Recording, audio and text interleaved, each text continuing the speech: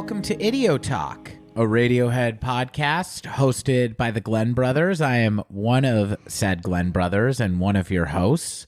My name is Walker Glenn. And I'm Zach Glenn. It's great to be back with you. I think we're really excited about this episode. Is that fair to say? Yeah, I'm pumped. We're talking about what people definitely consider to be more of a throwaway album in the Radiohead canon. Would you say that, Zach? Yeah, it's one of the lesser jewels in the crown. Right. Not really talked about. Yeah. Not discussed. Certainly didn't advance their sound. Are you being cheeky? I'm having a bit of a laugh as our friends across the pond. Thank you. We have the same pen. Oh, yeah. Listeners, this is one of those things where it's like we started out as adversaries, but then we use the same writing implements, and it's like, perhaps we have more in common than we thought. You're not so bad after all, are you? Yeah. Isn't that, I haven't seen it, but I've heard it referred to many times that the way Superman and Batman stop fighting is because they find out their mom has the same name in the Zack Snyder movie. Yeah, that's correct. They both share the name Martha. Okay. And that makes them be like what? Like I don't know. I mean, it's that movie is this is an episode of Batman v Superman, right? Yeah, absolutely. Zach v. Walker.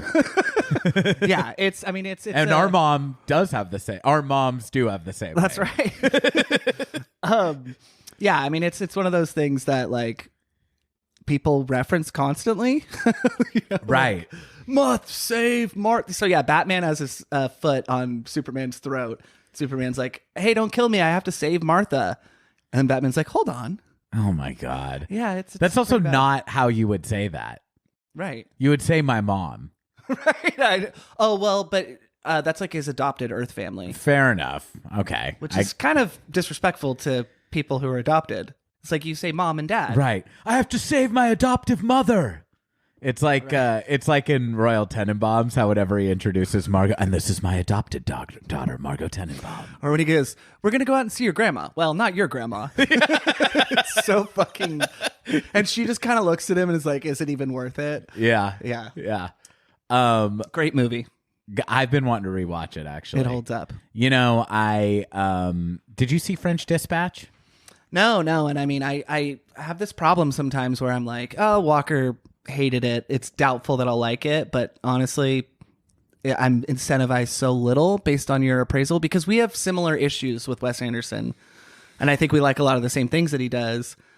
And I don't know if you want to, Yeah, I mean, we can just chat, but we're just two people talking here, right? That's all we're doing. I mean, I've heard praise of it that made me kind of take pause and go, was I just like irritable when I saw this or something like that? But I really don't want to watch it again. It basically for me, I've been hearing people's issues with Wes Anderson for a long time, and I haven't really shared them. He's made movies that I like more than others, but some of his movies that people say are a little too affected and schmaltzy. Sure, yeah. Are movies I really like. People say that about The Life Aquatic, and I think that's a great movie. Great movie. People say it about Darjeeling Limited, which I also really love, and some of the recent stuff I haven't loved as much as the early stuff, but not in a way that turned me off to him. But this one was just like, it felt like it was all kind of costumes and quirks, and it just didn't have like the underlying humanity. And I kind of wonder too if maybe he tapped into something different when he was writing with Owen Wilson. Oh, dude, absolutely. I mean, now. Yeah, I think and this is a party trick, if you will, to blow people's minds with when talking about Wes Anderson. I say that Owen Wilson gave his movies heart. Like even Tenenbaums, which is like kind of darker compared to the first two, there's like a lightness to it that is just like kind of even not necessarily present in some of the darker scenes, but like throughout the whole movie, wherever it goes. And I feel like that is like, it's really hard to observe until you have something without it. And I don't know what the first movie where Owen Wilson wasn't his writing partner. Maybe Darjeeling Limited might be the first one. I think he wrote Life Aquatic with Noah Baumbach. Oh, that's right. Yeah. I don't know. I think Owen Wilson, he hasn't made like too many good movies lately, but he's obviously a gifted comedic actor. And, Wes Anderson seems very serious, which is, of course, his movies are amazing. But I think that, when you have somebody who's like not even necessarily a spontaneous comedian, but well, he is too. I mean, Owen Wilson is like funny and stuff that isn't just movies. And I think that probably really comes through in the scripts. I liked Grand Budapest Hotel. I like that movie too. But I dislike it I don't dislike it, but the things I don't love about it are the things that you kind of just mentioned, is that it's so heavy on the like set design and costumes and all that. But it did feel like a return to form in the sort of like the struggles that characters always seem to sort of have in his movies. Yeah. But I was going to say, getting back to Radiohead, when I was sarcastically, and listeners, I will say I was being sarcastic when I said that this album is a slight one in the Radiohead catalog. I think that this is a biggie. I think that if you are a casual Radiohead fan, that some of the songs that you know are going to be off this album. If you know an album, and you're a kid from the 90s, it might be this one. Like I said, it was kind of my entry point into the band until In Rainbows came along and got me in heavy.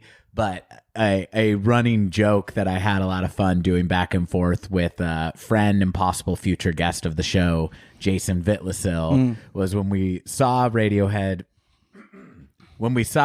together at Bonnaroo in 2012. Throughout the set list, when they would do stuff from different points in their career, our big joke was to like exaggeratedly roll our eyes and go, "Oh, okay, just trotting out another game-changing tape turner." Like, "Oh, okay, just gonna be a hack up there and do another genre-defying classic." Way to go, guys! Right, because it's just like on this album, it is sort of just mind exploding newness, and it's so like I didn't discover, maybe newness is the wrong word, but just like, oh, I've never heard that before for me. And I mean, it's really cool to listen to this album and just remind yourself that this came out in 1997. Well, I'm gonna just ask you, Zach, to since we're already kind of getting into our thoughts, do you have general thoughts about either both your history with OK Computer up to kind of how you're experiencing it, listening to it, going over it with more of a fine-tooth comb for this podcast? How have you felt about this album, and how do you feel about it now? I would say my love for it has increased over the last couple months, maybe. I just think it's great. It's my general thought is that I have this written down. It's a quantum leap forward in terms of like it's just production value, production quality, songwriting, instrumentation, every aspect of being in a band. And I think that is pretty undeniable. Like, whether it's the band had more resources or they were just more mature, probably a bit of both. But I think, and you were saying on our first or second episode, I can't remember, that like this is kind of the album to, if you're going to show people Radiohead and like not necessarily a song by song basis, but turn them onto an album, this is probably a good place to start. And I agree, because it has a little bit of everything, which is why I really, really enjoy it, because we're not to the sort of more digitized electronic era of Radiohead just yet, even though there is elements of that on there, like in the first track even. But it's still pretty guitar heavy for the most part. And you got that nice balance of like slow and rock. And so my general thoughts are, because that was a big question, but my general thoughts are I really, really, really like this album. And I'm excited to go through it with you, because I think we probably have different standouts. And I think, I mean, it's a great album. It's of like trilogies. It would be like you have Return of the Jedi, you have the Holy Spirit, you have Return of the King, all lauded as the greatest thing in you their have trilogy. the second guy you invited over to make love to your wife. No, I'm being cheeky. I think it's such a great album. There's a lot more to your question, but I'm a big fan. Gotcha. Okay, well, I'm glad it's holding up for you. Yeah. I think that, you know, what you said about it being a quantum leap forward, it's pretty like crazy if you take a 3-album cycle of Agreed. Radiohead's career, and it goes The Bends, OK Computer, and Kid A. And That makes more sense. yeah, but it's also, though, those 3 albums, each is so radically different than the other. And I think that it's insane that they have been able to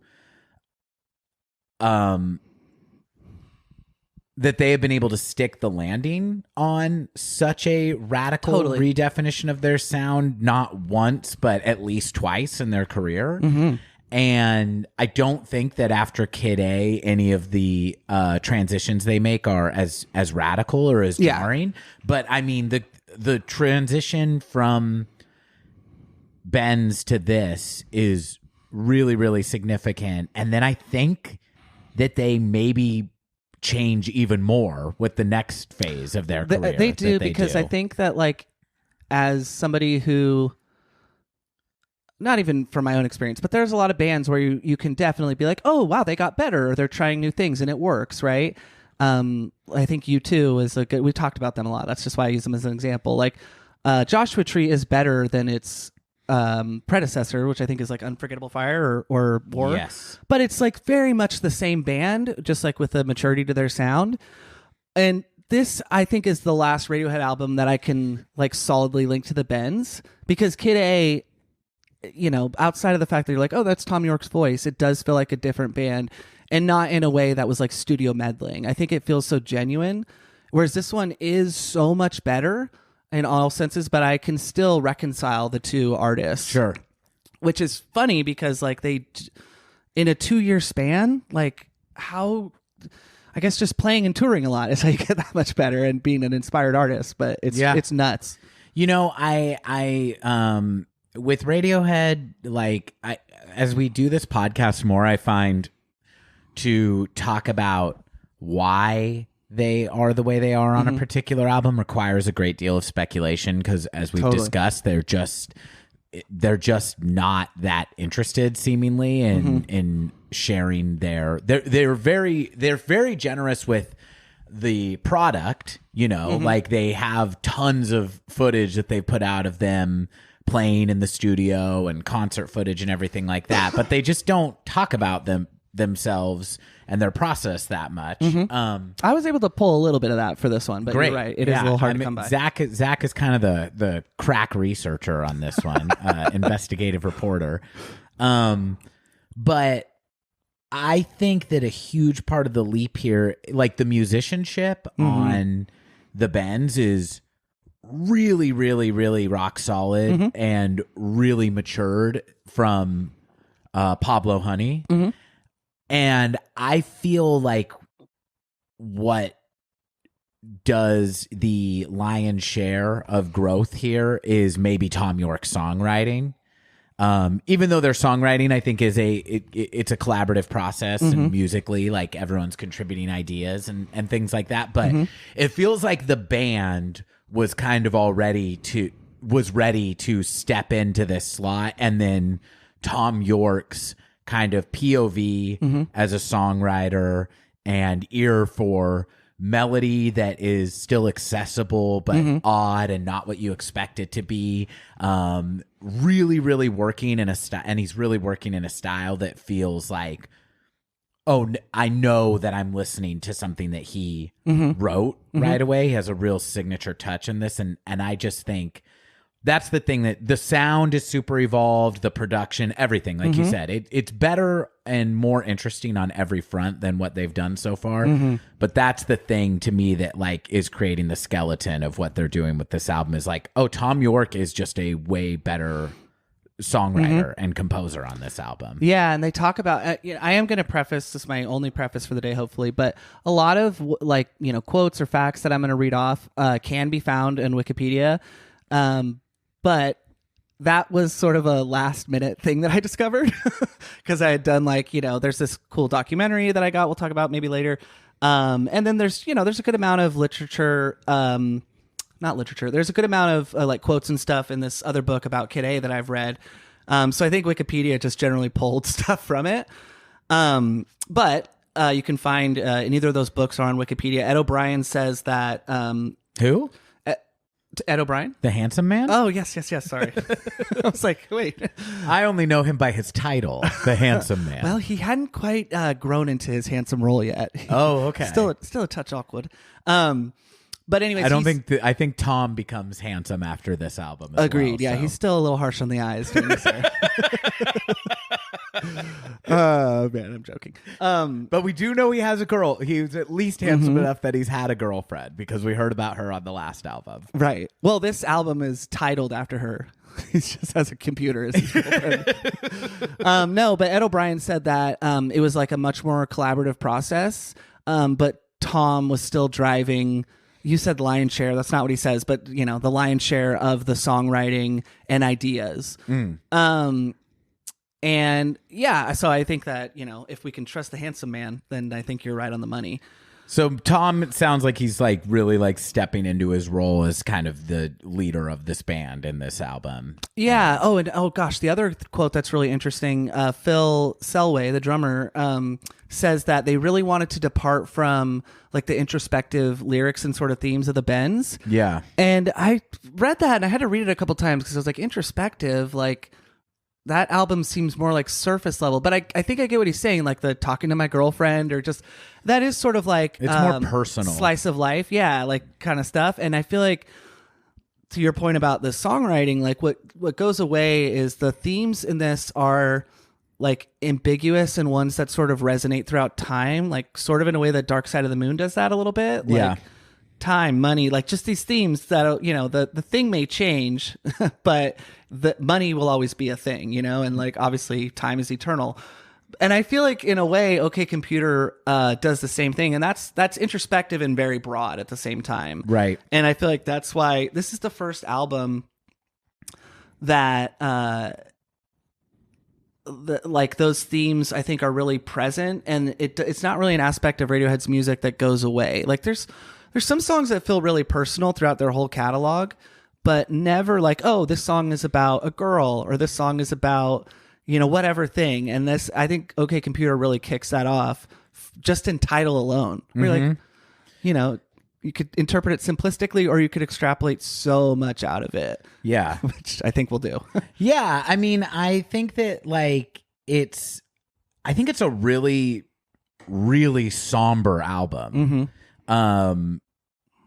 Just in mood and in lyrics.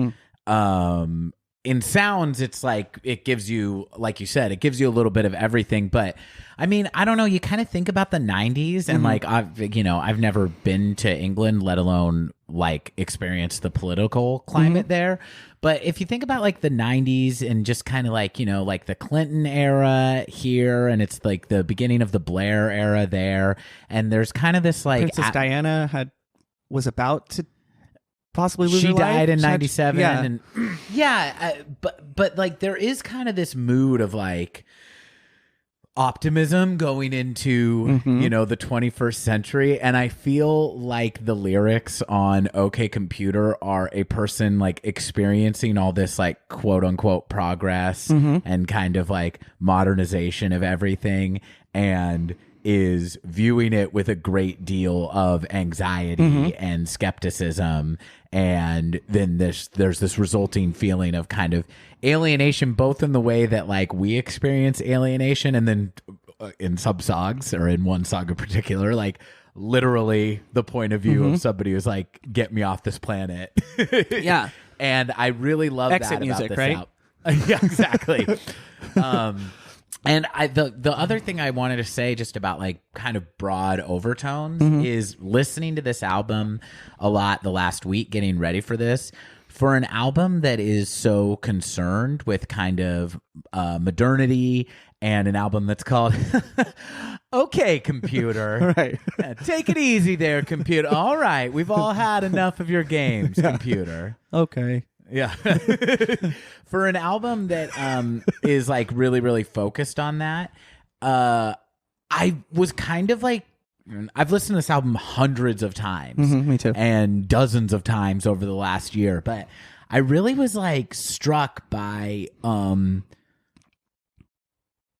how much of it is traditional instrumentation. And even though Totally. there's a lot of like interesting effects work and some interesting studio flourishes, like I said, like it is not the sterile kind of computer tinged coldness that we will get to great effect, in my opinion, and to like a really, really interesting use of it. But it's still very like, oh, okay, this is still a 5-piece band. There's a lot of guitars. A lot of effects pedal, but a basic effects pedal. Yeah. And yeah, like, I mean, analog drumming, like it still is, in terms of like arrangements, it's still a rock record, but I think the songs themselves keep it from being just a rock and roll record. Yeah, like you watch footage of them playing like on Jules Holland or just, on tour or whatever, and you can tell they are very focused because it's really hard to do those songs live. Yeah, no but shit. they can do it though, and I mean, and that's not to take anything away from the next album, but usually guitar players at a computer or board of some sort, and I'm not saying that isn't music at all. It's just different. Whereas everyone is either playing their traditional instrument that they stick to, or like the handsome man is using like some sort of percussion instrument, like in Paranoid Android. But for the most part, they like stick to their guns. They just have a lot more to do. So yeah, I don't know. And I mean, there is expanded instrumentation on this, particularly for what's our nickname for Johnny?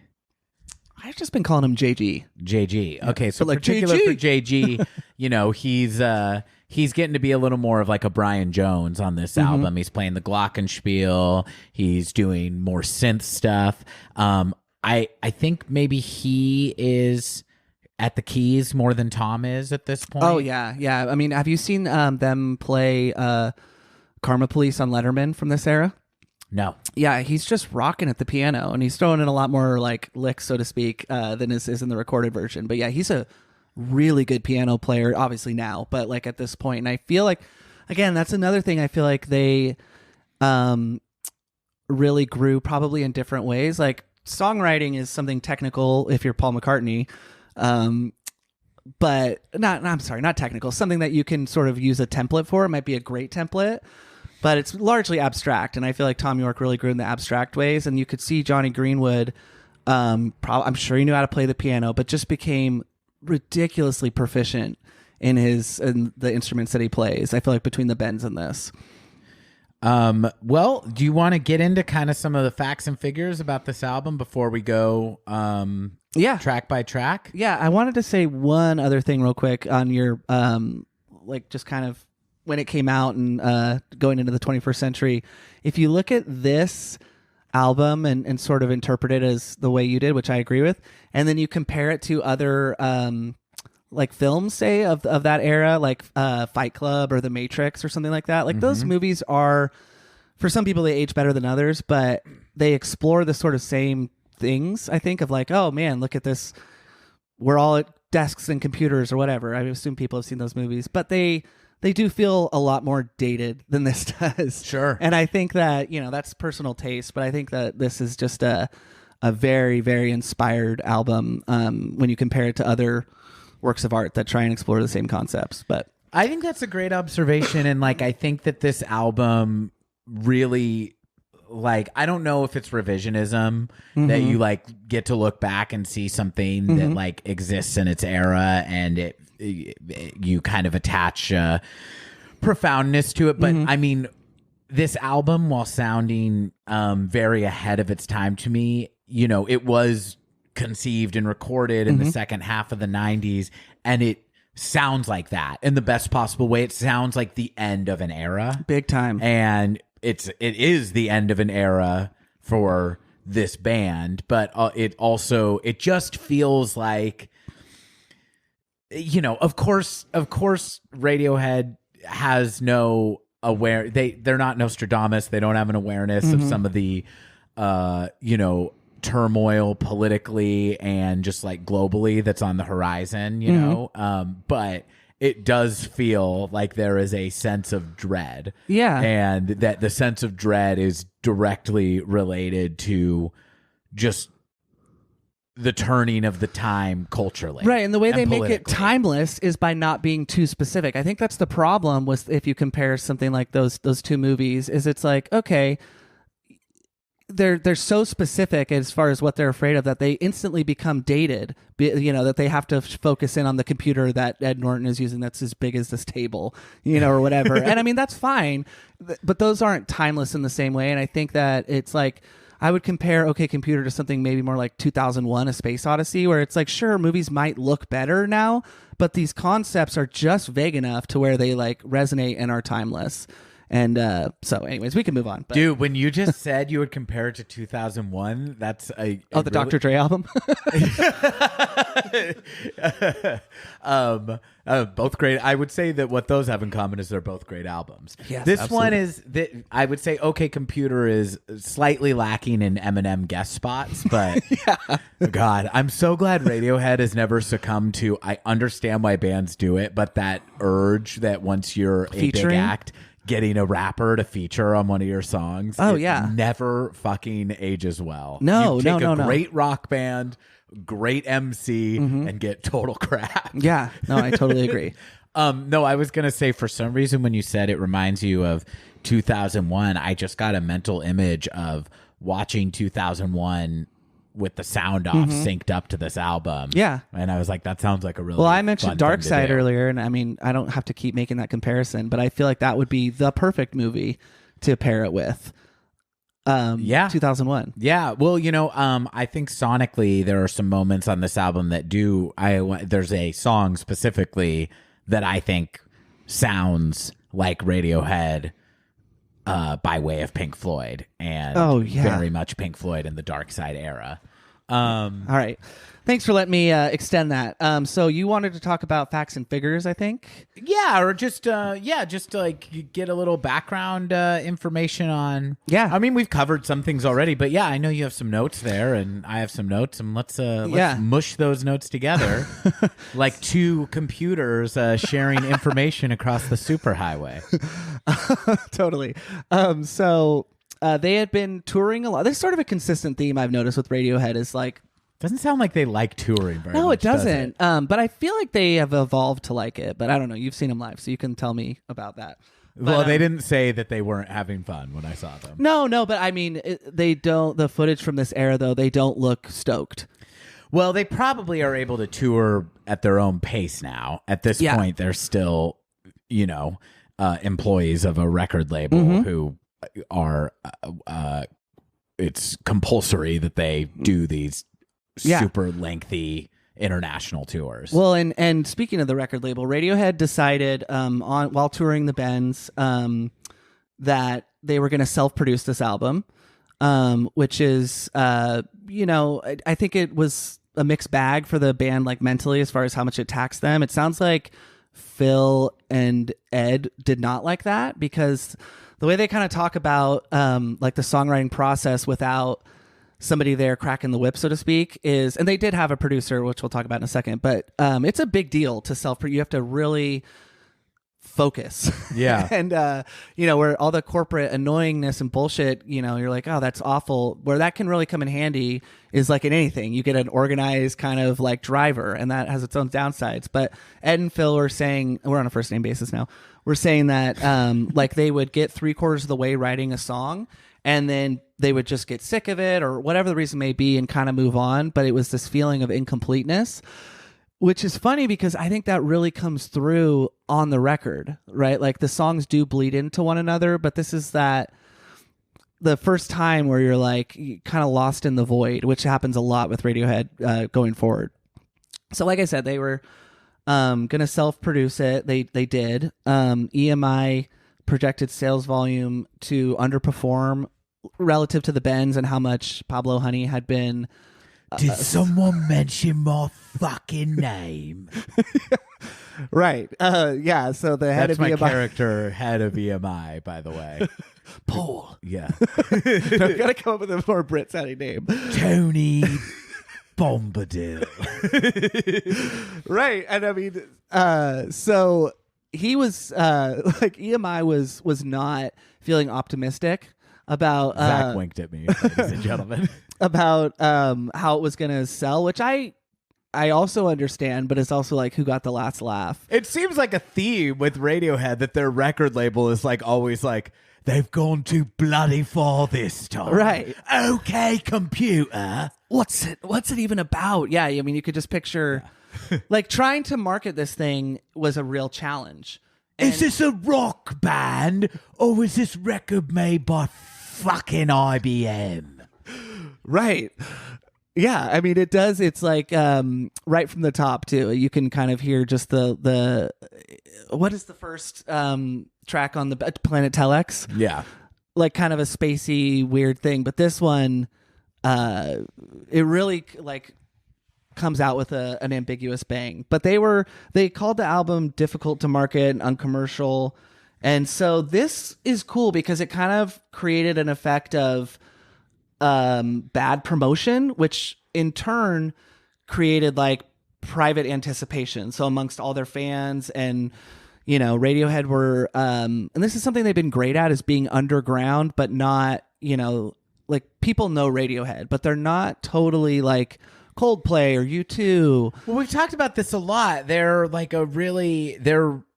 really exceptional at being massively successful while remaining extremely non-commercial, which is, I mean, I don't know how you do that other than make music that is just undeniable like theirs is. It really, I don't know how you do it other than just be that good.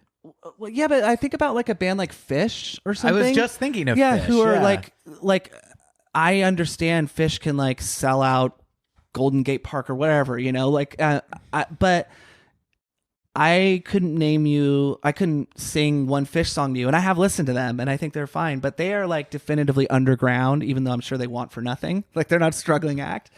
But Radiohead are bigger than that, but like in an indescribable way, because they also, you don't hear Radiohead. I don't listen to the radio, but like, you know, you wouldn't hear them on the radio too often besides maybe Creep, or maybe it just has to do with how fiercely guarded they are about not letting their music go into like films and commercials and stuff, but I think it's more than that. Just not quite sure what it is. I think it just might be just that they care so much about making good music. They've just never they've never farted an album out because of a contractual obligation. They, you know, even for better or worse, for albums that I absolutely adore and ones that aren't my favorite, it seems that every single one of them has been deliberate, a deliberate and a real labor that they're like not going to put it out until they are satisfied with the product. And I think I just think that resonates with their audience. Yeah, and this is kind of crazy that you say that too, because the Benz was 95. I don't know if it was a spring or a fall release, but this one was October 1997. So I have it as released in May of 1997. Okay. May 21st. Let's just double check my sourcing here. I mean, using you're a probably source called Wikipedia. Yeah, 21st of May. Oh, okay. Maybe the Benz was a fall release then. So that's even less of a gap. So 2 years nonetheless at the most. And we were already, you know, talked about in detail, and we will, about like how much the band seemed to progress. But the next album after this one is 3 years. So to write these new songs, record them in a 2 year span, even though to your point, they didn't fart out this album at all. This seems very deliberate, is incredible. But I do think this is kind of the last time that they are sort of under the thumb of like, got to put out an album, got to not stay relevant necessarily, but stay like top of mind maybe. Sure.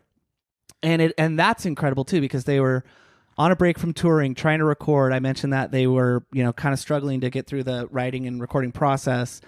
They were at a place called Canned Applause, is the recording studio. And it sounds like it was a really miserable experience there because there weren't any bathrooms or eating facility, like mess halls, basically. Yeah. So that just sounds like prison. So they're just like sitting around in their own piss and shit. Well, that's why Johnny Greenwood specifically didn't like it. He talks about it in this documentary of Where that am I era. supposed to use the loo? Hold it, eh? Just hold it. You made him Canadian though. Hold it, With yeah. an A, but the voice is good. Yeah, just hold it. So yeah, that sounds fucking miserable. Then they went on tour with Alanis Morissette in 1996, and that's always going to get your creative juices flowing, I'm sure. Opening for Alanis Morissette, Right? which Oh my God. no disrespect to Alanis Morissette, no, but that's a wild billing. Yeah, that's a jagged little pill to swallow now. Oh, nice. It's ironic. Yeah. Okay, computer. Right. So no, I think Radiohead, as much as they appeared a little awkward in the touring, maybe not awkward, but a little exhausted, it really, really helped kind of get their minds reset for no other reason than you're sick of playing the same 24 songs. Right. So they went back, they chose a different studio. This place is called St. Catherine's Court. No, I'm sorry. St. Catherine's Court. It was the second location. Have you seen pictures of this place? Yeah, it was like an abbey for Catholic monks. And It's beautiful. It's It looks gorgeous. like a castle. It's usually like a cool thing, I think, when bands record in like a decrepit old mansion. Yeah, and Like, this I really think that, like, because a lot of bands do it when they have reached a certain level of success, and that seems like, to me, I just picture that being a really, really cool environment to make an album in. Totally. And we'll talk about it as we go through the tracks. I think it'll be kind of a fun little game for us to try and assign, like, basically what they did is like they would purposefully record in rooms without good acoustics, specifically on the vocals. And I think that really comes through on specific songs that you can hear like an echo, or it sounds like there's maybe some sort of weird effect on Tom York's singing. And it's actually not really too much digitization. It's just that they were like, go sing this in a grand ballroom, basically. Yeah. So this was much more conducive to a like smooth recording process, and they officially brought on Nigel Godrich when they went to the second location to kind of help rein them in a little bit and organize. So I think that's a lot turned of out to be a great move for their it did not just this album, but like their career, because as we said last time, that's a career-long collaboration. They've produced every album with Nigel Godrich since this one. And I didn't think we forgot to talk about it, but we were just talking about the things that we kind of perceive or know that, like, hey, they grew a lot. Nigel Godrich is like, this album feels so different and so like mature. I think in large part because of his help, not because of him. But in interviews and, articles and all that, he is so puts the band first, even though I think it'd be very easy to kind of say, yes, I really helped the band grow. And I mean, he seems like a humble guy, but he is so into like, I was hands off.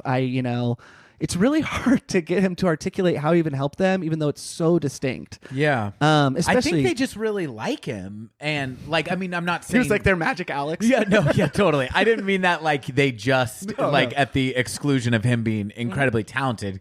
Because when you hear other albums he's produced, Beck stuff that he's produced, or like Paul McCartney stuff that he's produced, like he has a very distinctive sheen that he puts on music. But it seems to me like it's like a very spirited collaboration where he's really encouraging of like their best ideas, and maybe hands off in the ways that would be irritating for a band.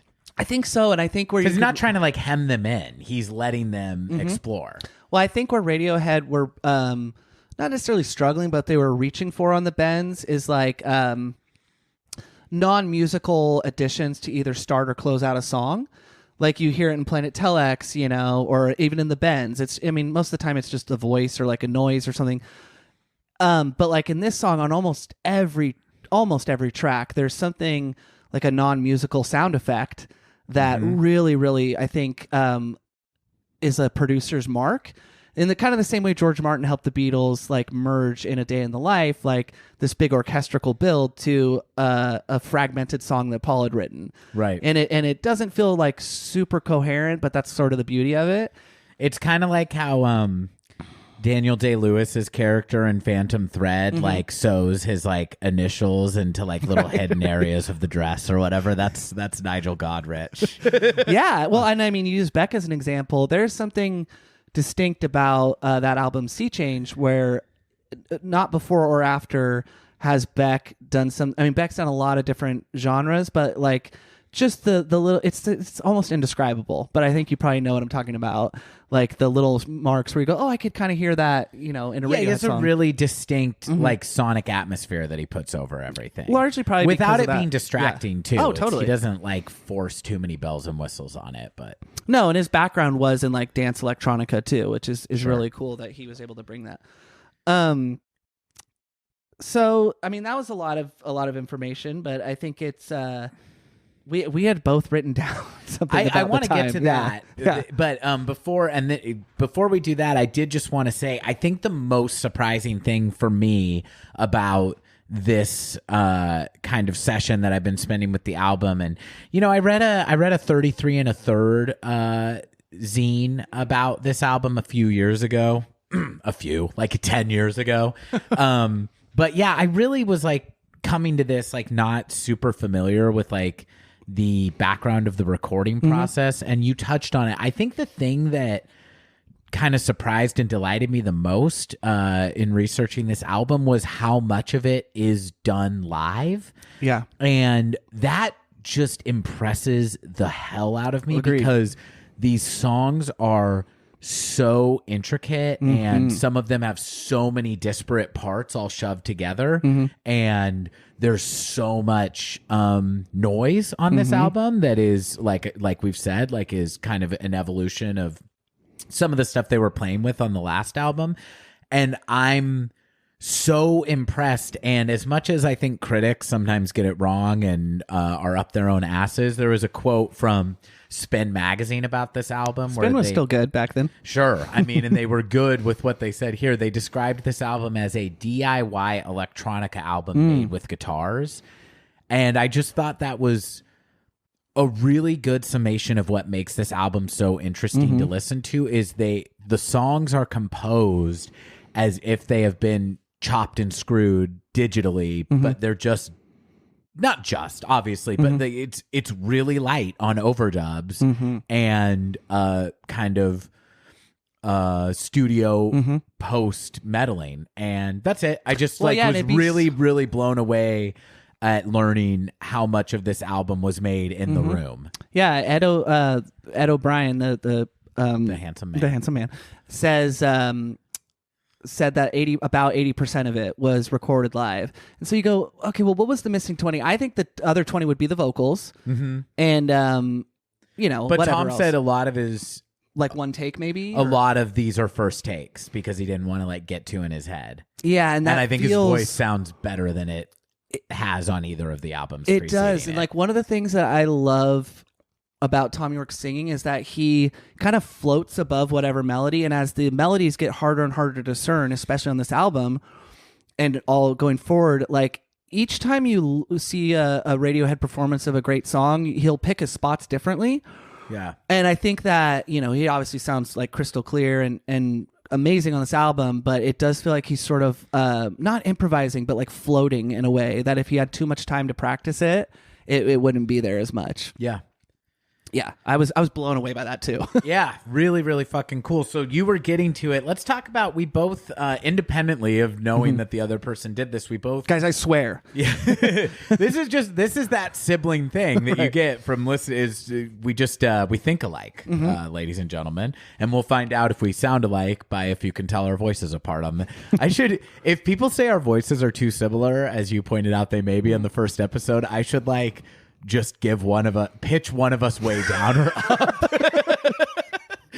But we both wrote down a handful of albums that came out in 1997. I'd like to hear what you wrote down and what I wrote down, see if there's crossover there. The one thing I noticed is when you look at the kind of critically acclaimed and / or popular music of this year, there's a lot of established artists making a real transition in their sound or their career. And there's also the emergence of what will be really, really important artists over the next couple decades. So why don't you? Yeah, I just went through the top 40 albums of the year, and I kind of felt like it was more lopsided towards artists that were maybe on the back half. Okay. That are still around today. So I did not write these, 1 to 40. I didn't write all 40, but so Radiohead's OK Computer was number 1. Number 2 was Bjork, who I have not done a big I'm saying it right, Bjork, right? Yep. I've not done a big dive because every time I have, I'm like, oh, okay. Oh, actually, no, I'm sorry. It's Bjork. Oh, but the umlaut is Bjork. No, Bjork. I'm really woefully under familiar with Bjork's music too. I know she's incredibly important to a lot of people whose tastes I really respect. So that's a hole I'm excited to fill. Including Radiohead, I think, too. I think they're... Yeah. So she was number 2.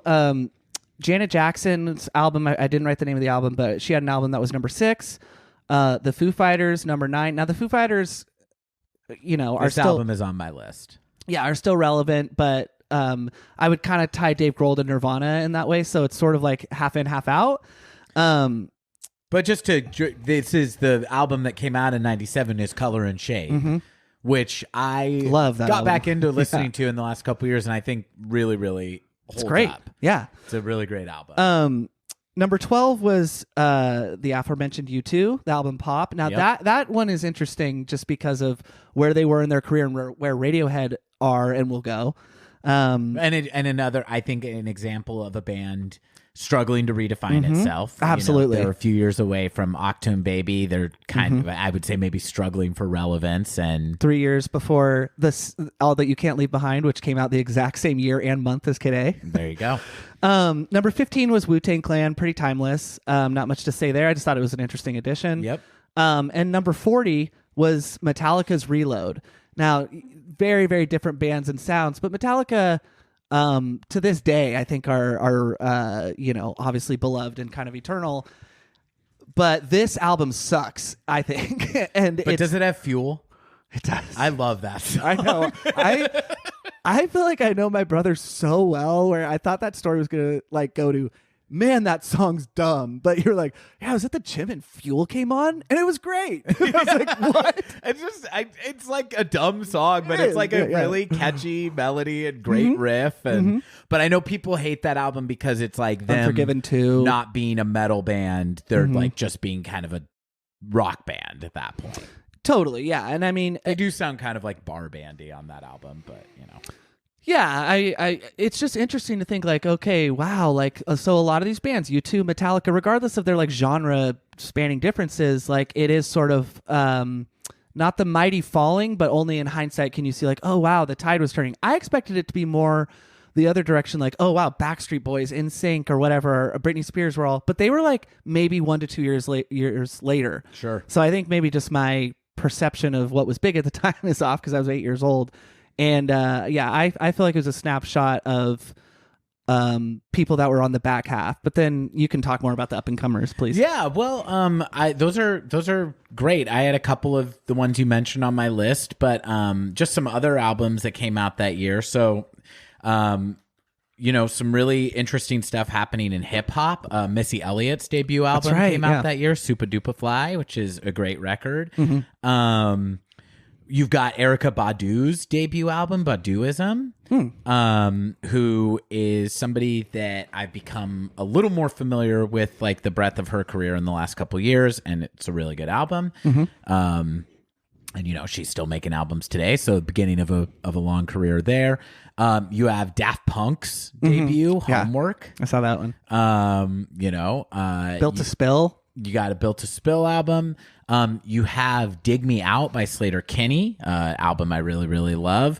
And I think an interesting kind of relic of post-grunge experimental, kind of stripping it back down, doing like a more punk rock approach to that genre again. You got Biggie's posthumous Life After Death.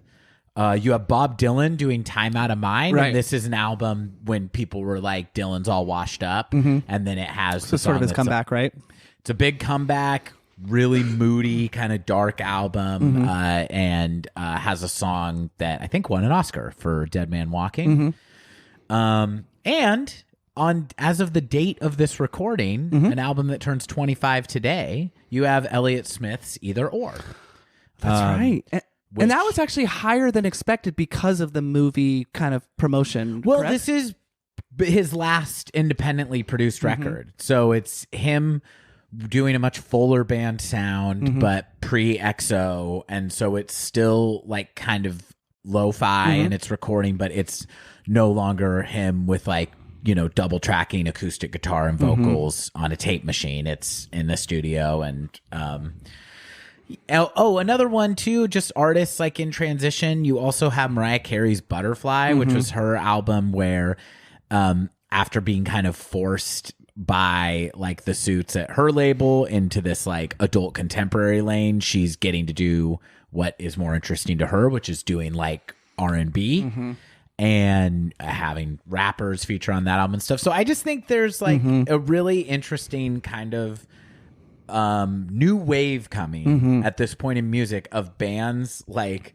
kind of bands and artists who have secured enough of a legacy that they're able to like take ownership of what the fuck they want to be doing, and then new stuff coming. I mean, to have Homework and Erykah Badu's Erykah Badu's debut in the same year, to me, is like just a really interesting kind of sea change. Well, it's also interesting. Blur and Oasis both have an album. I think Oasis, this was the last. I'm not a big fan of theirs, but I know that they're really important to a lot of people.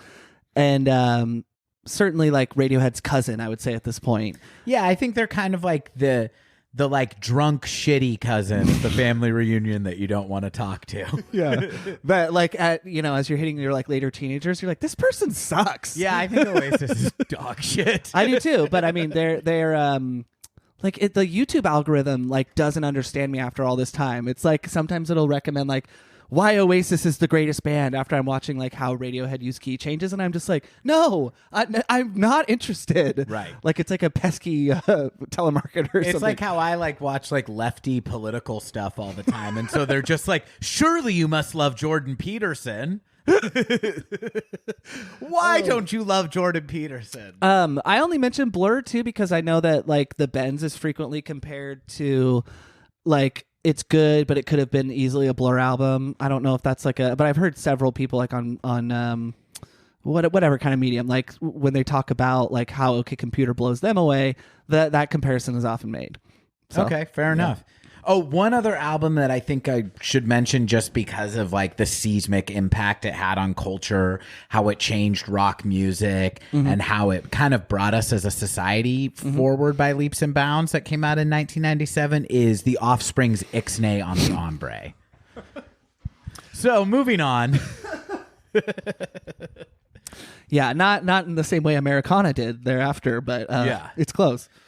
So yeah, it was the bridge that would get them to Pretty Fly for a White Guy. Right. It's a really interesting snapshot though, because like it's so easy to think back and go, because we both love Radiohead and go, music was in a shitty place. And it's like, no, it wasn't. There's actually a lot of really good music. I think that 98, 99, and maybe I'll prove myself wrong, but we're not going to study those years because there's no Radiohead albums. Like I do think it got progressively like just harder to discern what the identity of at least American music was. I know that this album had a really profound impact on like the way Brit kind of pop or rock and roll was geared to be maybe a little bit darker in tone, and like OK Computer did influence music that way. But I don't know. I think this is sort of like I was really delighted to see kind of a lot of the albums that I love or I have heard of. I think that Mariah Carey album is fantastic. Yeah, it's great. So anyways, yeah, it's an interesting snapshot for sure. Just a couple other like housekeeping things before we go track and track. This album, as you said, expected to not perform commercially.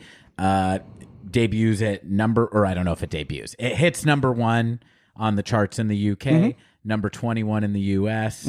Show maybe a slight difference in like cultural appreciation there. Right. I know they're kind of like, I think we're idiots in this country, and they seem like kind of idiots in that country too, but in a very similar way. We come from them.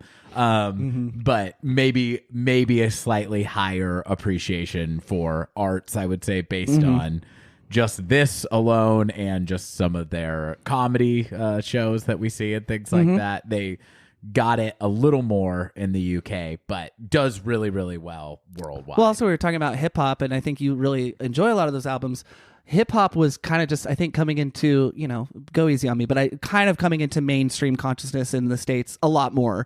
And it wasn't like MC Hammer, this kind of novel thing. It was like, no, this is like legit good music. Right. And I don't think that the same was hitting in Britain yet, and so maybe there was slightly less selection. I don't know. But that's a good question. I mean, it definitely, like, I think had kind of completely taken over MTV and the radio at this point here. I don't know if that was true in the UK or not. Well, when I build my time machine, we'll find out. And the singles from this album, just to lay this on you, I think these are like such amazingly crazy, audacious things for a band to put out as a single. First single from this album is Paranoid Android. Can you imagine selling that to the record label? Like, hey, here you go. Yeah. It's like, what the fuck is it? The only bit that makes sense is the bloody 4 count on the metronome. That's what we got, isn't it? The rest it Paranoid Android. Okay, fuck? Computer. Sing about shagging birds. I can't wait till they make the Radiohead biopic similar to Bohemian Rhapsody, and they bring it in. And he's like, what is this shit? You know, like, a 6-minute song. You're telling me? It's, yeah. You know what I kept thinking of is, the sketches on the early Eminem albums where he's talking to his record, Steve Berman, and the line where he's like, do you know why Dre's record was so successful? Because he was rapping about blunts, 40s, and bitches. You're rapping about homosexuals and Vicodin. I can't sell this fucking record. I keep thinking of that. That's like, great. You know why the Benz was so successful? Or I guess it'd be like Oasis. Do you know why Oasis was so successful? Because they were singing about getting high and getting drunk. You're singing about social alienation. Now put on your John Lennon glasses and because that's Oasis's thing. Yeah. Their thing is just... In case you didn't know, Walker. Yeah. Just the Beatles sounding like the Beatles. In God, the 90s. Yeah. They suck. And then we've got Karma Police, Lucky, and No Surprises.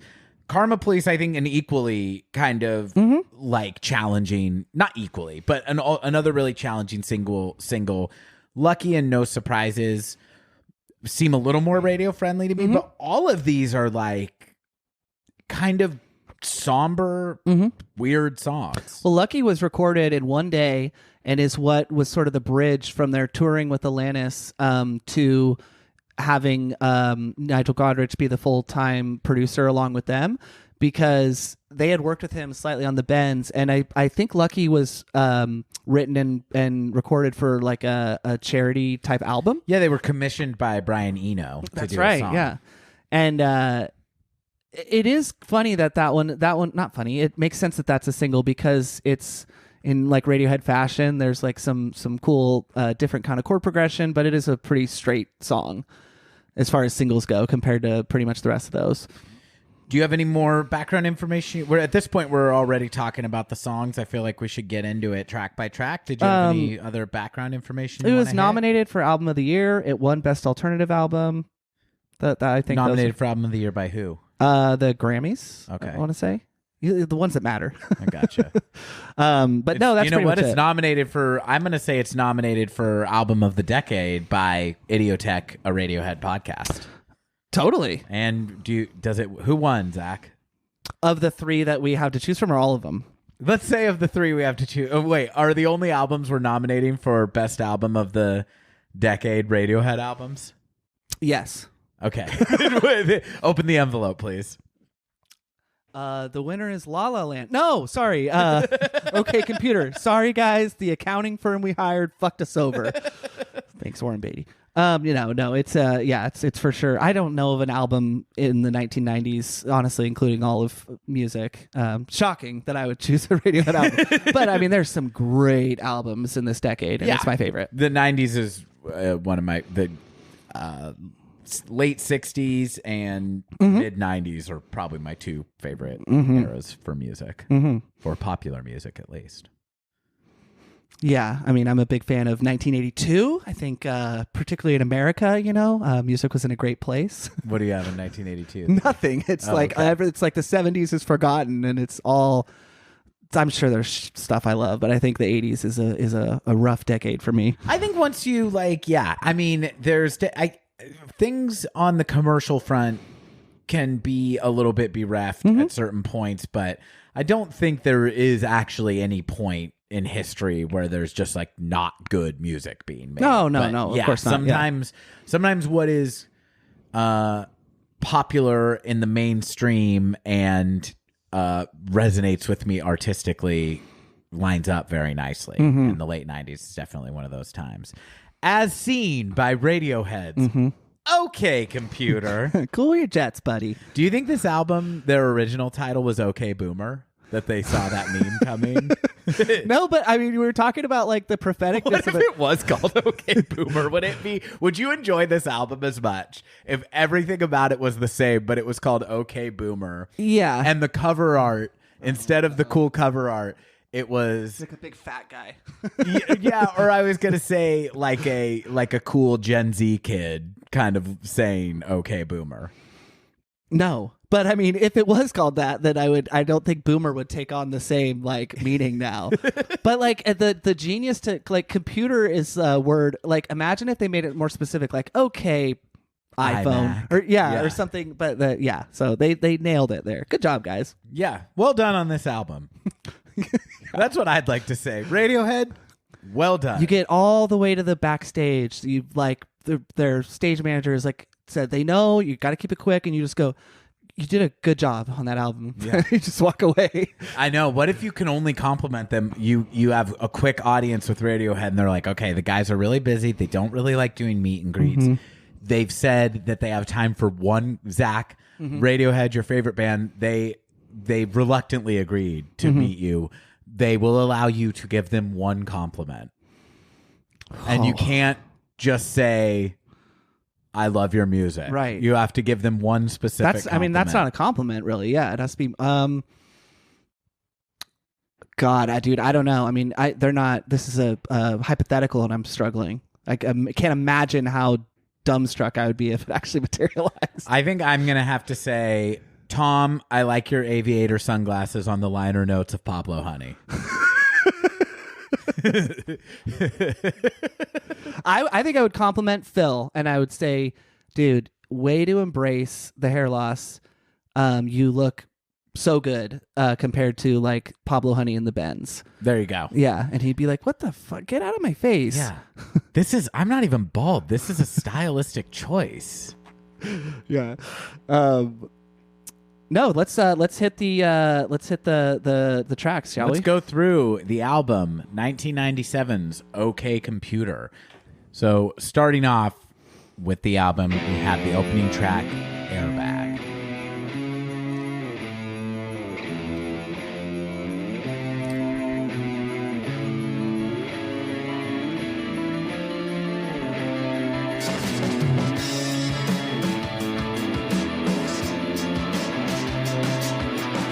Such a great Phil. From Phil. Yeah. I don't want to talk. I know.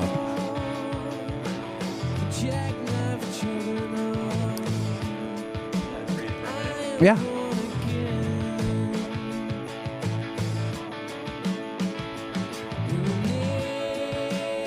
Does this fall into the category of the Radiohead jam or groove that you were talking about, or is this not so much in that area? Walker's eating a tangerine. I chose a really poor time to ask him a question. I chose a really poor time to eat. So many hours of the day where we're not recording a podcast that I could be stuffing my face. This song is groovy, but you know what I think this song is a really good example of is the sound that we were talking about. This to me is one that really, really sounds like a song written on a computer and then played with live instruments. I guess they are using some looping on Phil's drums. And then the way Colin in this song, his bass cuts in and out. I'm sure with a great deal of precision, but it feels slightly unpredictable and random to me, the listener. And it reminds me of if, a DJ was sitting there randomly dropping the bass and drums in and out.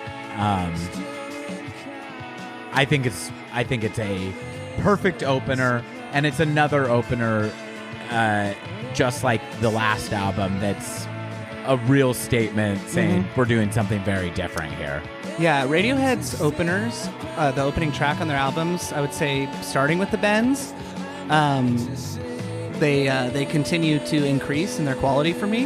This is such a strong statement.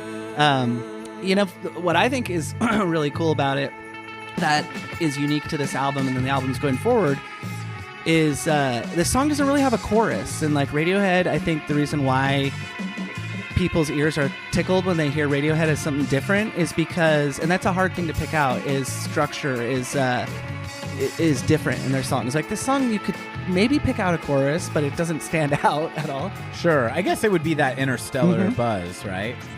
But they kind of are also a verse too. I mean, it's the only thing that repeats, but like that's not in Western music how a chorus is defined necessarily. I mean, as the album goes on, that'll happen more and more. The other thing that I think often comes to me with Tom York's singing in particular is that he kind of floats above a melody, and it's neither like somber, which would be minor, or dark, nor is it like bright and happy like a major, because this song's melody its tonal center is ambiguous. Yeah, absolutely. It doesn't feel like it's in a minor key. Let's listen to this jam at the end, because I think this is really it's my favorite part. Cool. The bass in and out here.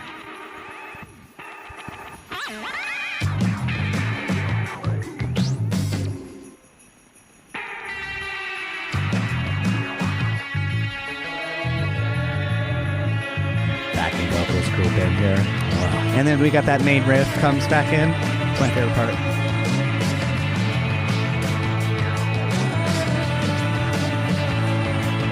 Both Glenn Brothers' heads are satisfying, just bobbing up and down right now.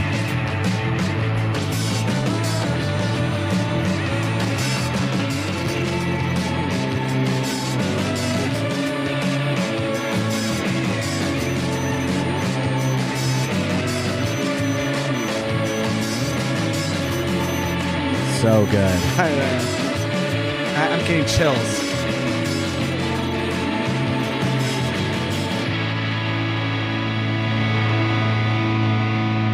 And the way it just ends, Radiohead are so good at lulling you into a false sense of, we get another build and another pop.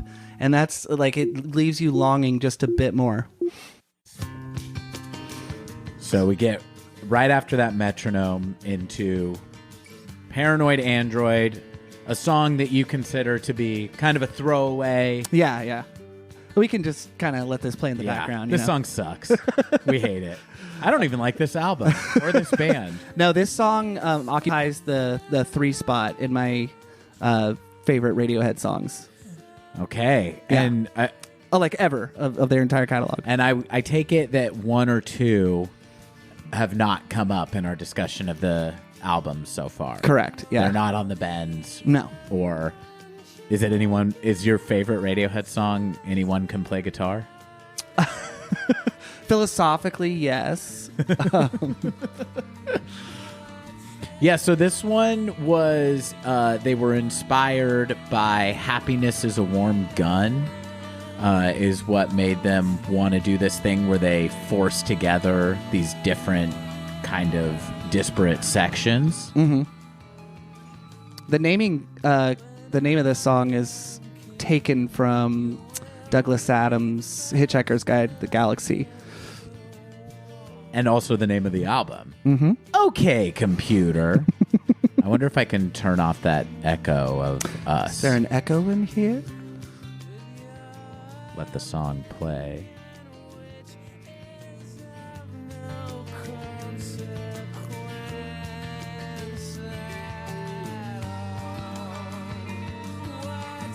You know what I could do? There. Now, can you still hear it? Our vocals kind Yeah. of. Yeah, it's a little echoey. I have an echo.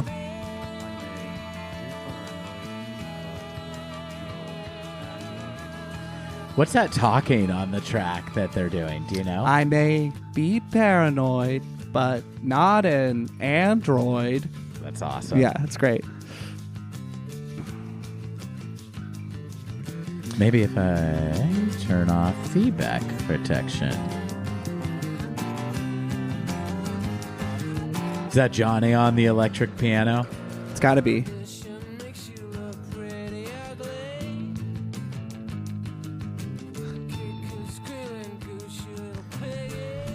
Probably won't get any more rockin' than this. Mm-mm. He's just climbing the scale. Listen to Colin.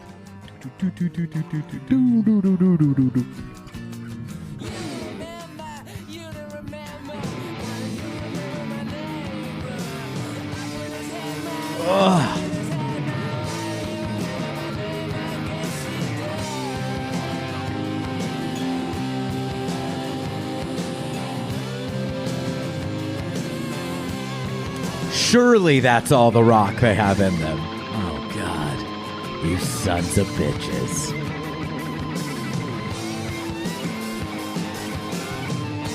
This is peak. I can't play a normal guitar solo. But would you want him to?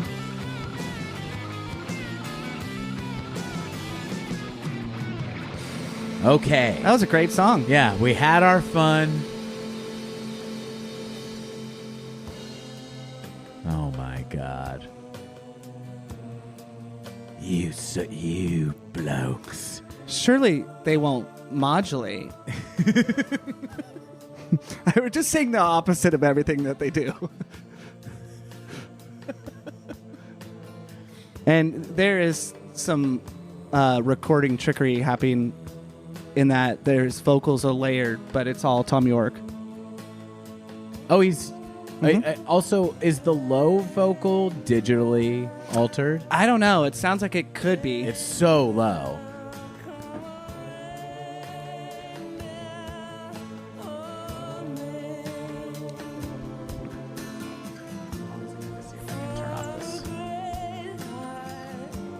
And let's hold on to this section because I don't want to talk over it, but this is really important. It's the first time thing Radiohead are doing in this part.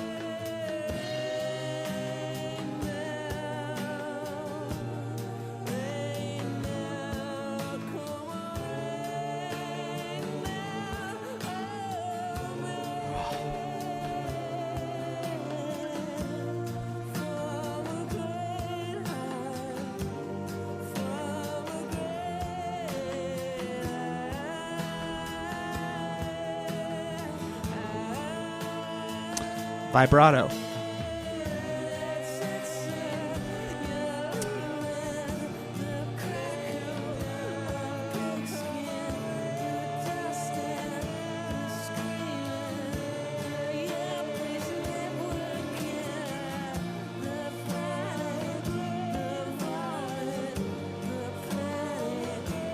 I love the lyrics here. Mm-hmm. What's that? I love the lyrics here. Mm-hmm. The panic, the vomit, the cracking of the pig skin. It's all Great song. It's over, right?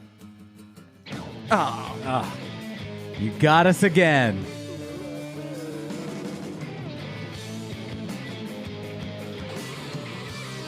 You can hear him screaming there. I've never really noticed that. And then they digitize it. They should have called this album The Bends. All these guitar beds. Best part right here. Zach's miming a shaker. That's what Ed's doing. Ed desperately brought out the shaker just to have something to do.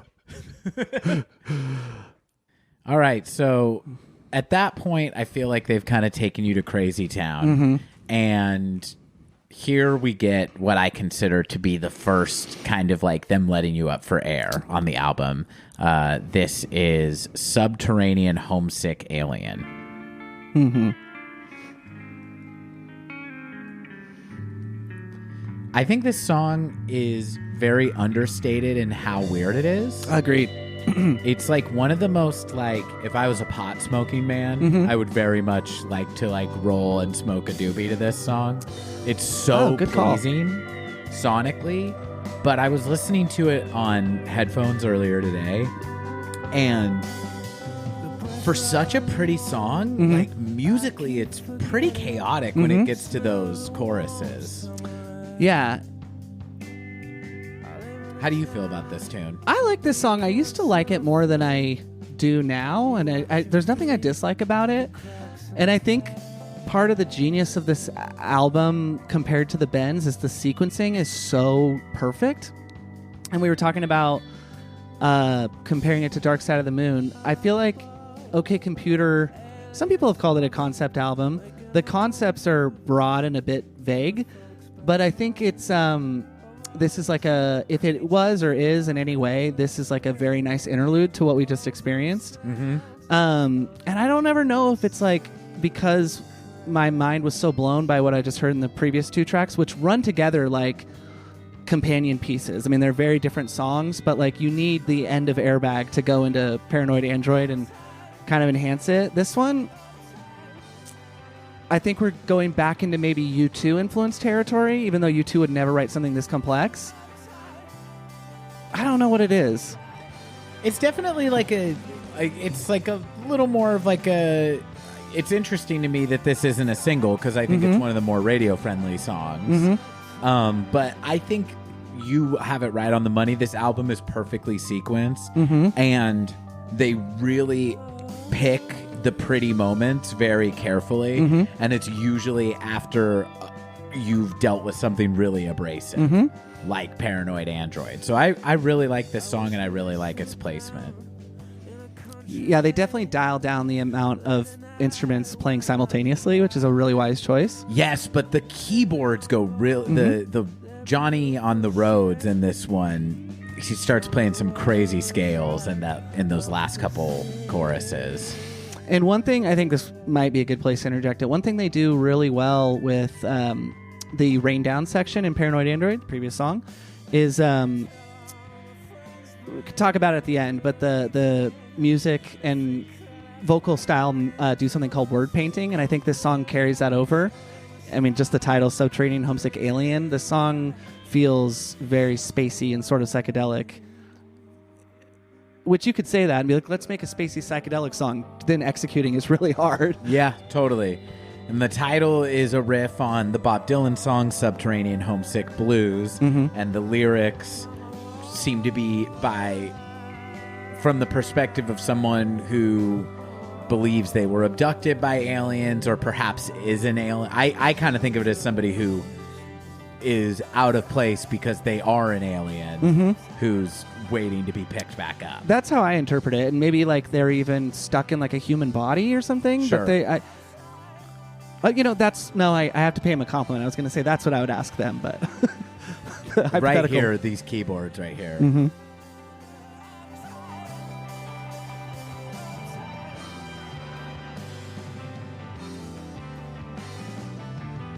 I love that.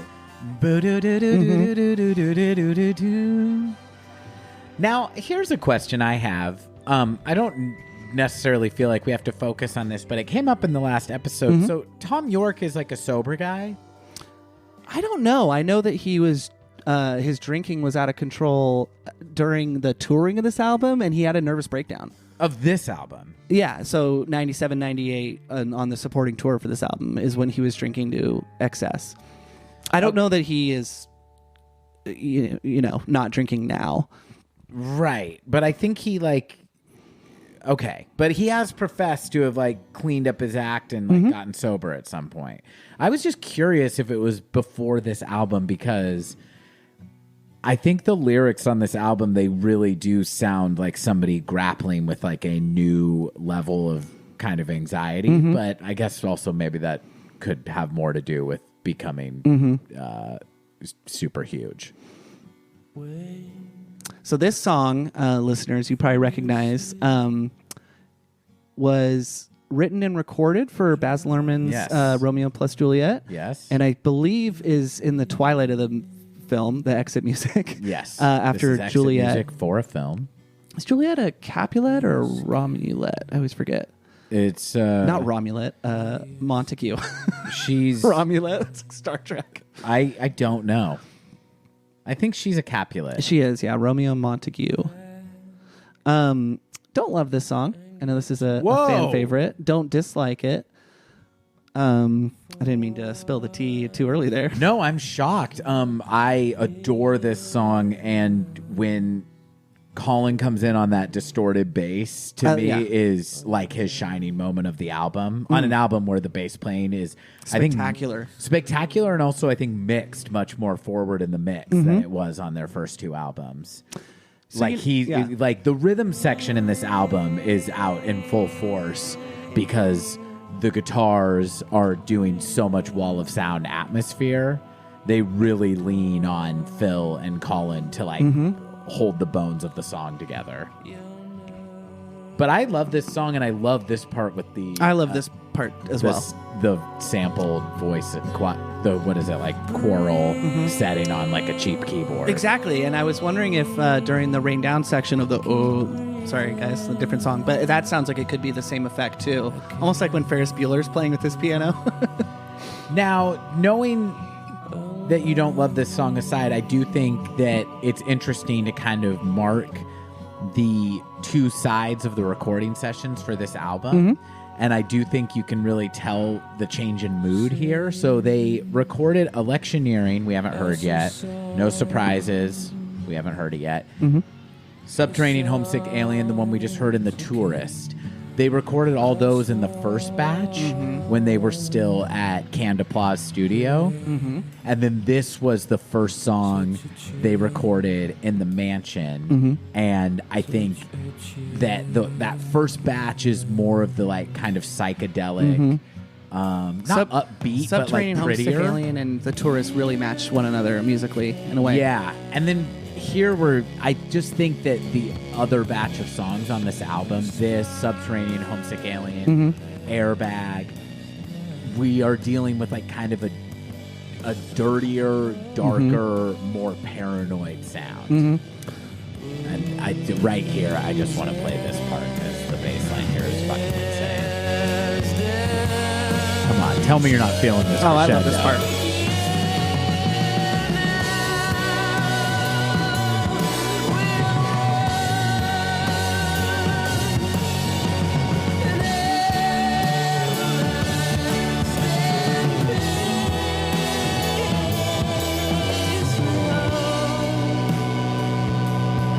Also, we talked over it, but where Phil comes in on this song, I love. He's doing a super restrained, like Ringo Starr Phil to come in.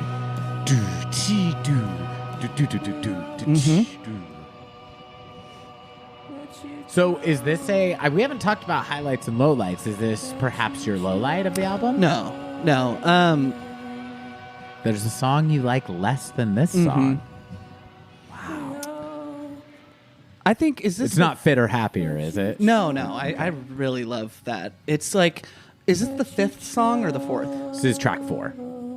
Okay. I'd say that we have a quick halftime check-in because I'm referencing songs that I've already played over new ones. Okay. But we can do it after the fifth song. I don't know how many tracks are on this album. Fifth song, I would say another more uplifting mood comes in, even though the lyrics are, I would say, downbeat. Yeah. This is Let Down. I love this song. So along with exit music, this song also, they chose a room in St. Catherine's Court that was not conducive to like traditionally how you'd record vocals. And you can hear that with the echo, sort of dissonance. This song is so beautiful. Johnny Greenwood is playing in a different time signature than the rest of the band. He's playing in 5/4. And so his guitar part loops around in this strange way that gives the songs an interesting spice, I would say. Yeah, and before I make this comparison again, I just want to say I've listened to other bands besides Radiohead and U2. But yeah, the Beatles. And Pink Floyd, as we discovered earlier. This song, to me, like you mentioned the time signature, there's something so Radiohead about it, but I think on this album in particular, in this song, there's the last traces of U2 influence, which, and I think it's more in the way Tom York kind of layers and builds his vocals. Not layers, but he builds them in a crescendo a little bit. And if there was one less guitar track, I could totally see Edge doing a shittier version of this. I think that's a good point. I also think him and Ed are in absolutely gorgeous vocal harmony in this song. And you know what I really hear in this song is the birth of early 2000s kind of anthemic indie rock. Like, I'm just like, yeah, does Death Cab for Cutie exist without this song? To me, this sounds very like Death Cab, Modest Mouse. Modest Mouse, for sure, I get that. Like, oh, who also had their debut album this year. Oh, yeah, absolutely. A band I don't love, but have some really interesting stuff nonetheless. You know, they have a huge catalog, and I'm only really familiar with like maybe 3 or 4 albums, but I really like the ones that I know. And I saw them live once, and they're a very good live band. Nice. And this is one of those songs too where the lyrics are by no means on the nose, but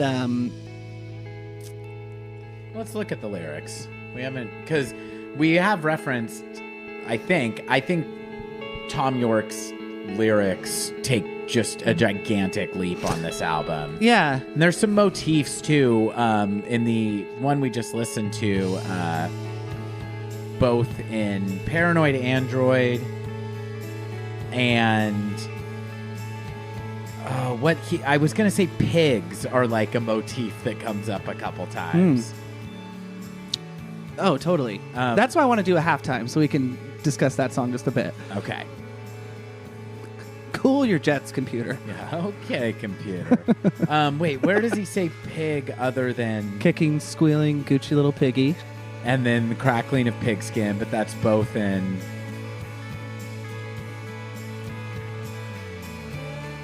Oh, Airbag, he says, pig.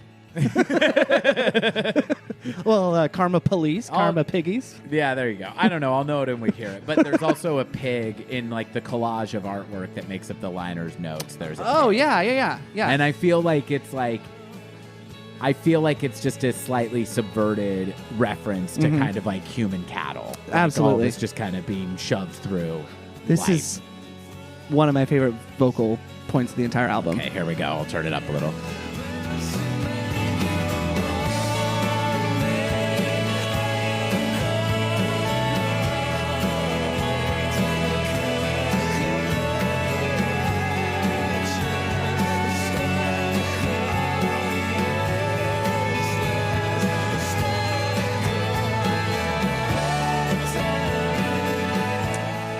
That is masterful recording and singing and everything. Did they play this song live when you saw them?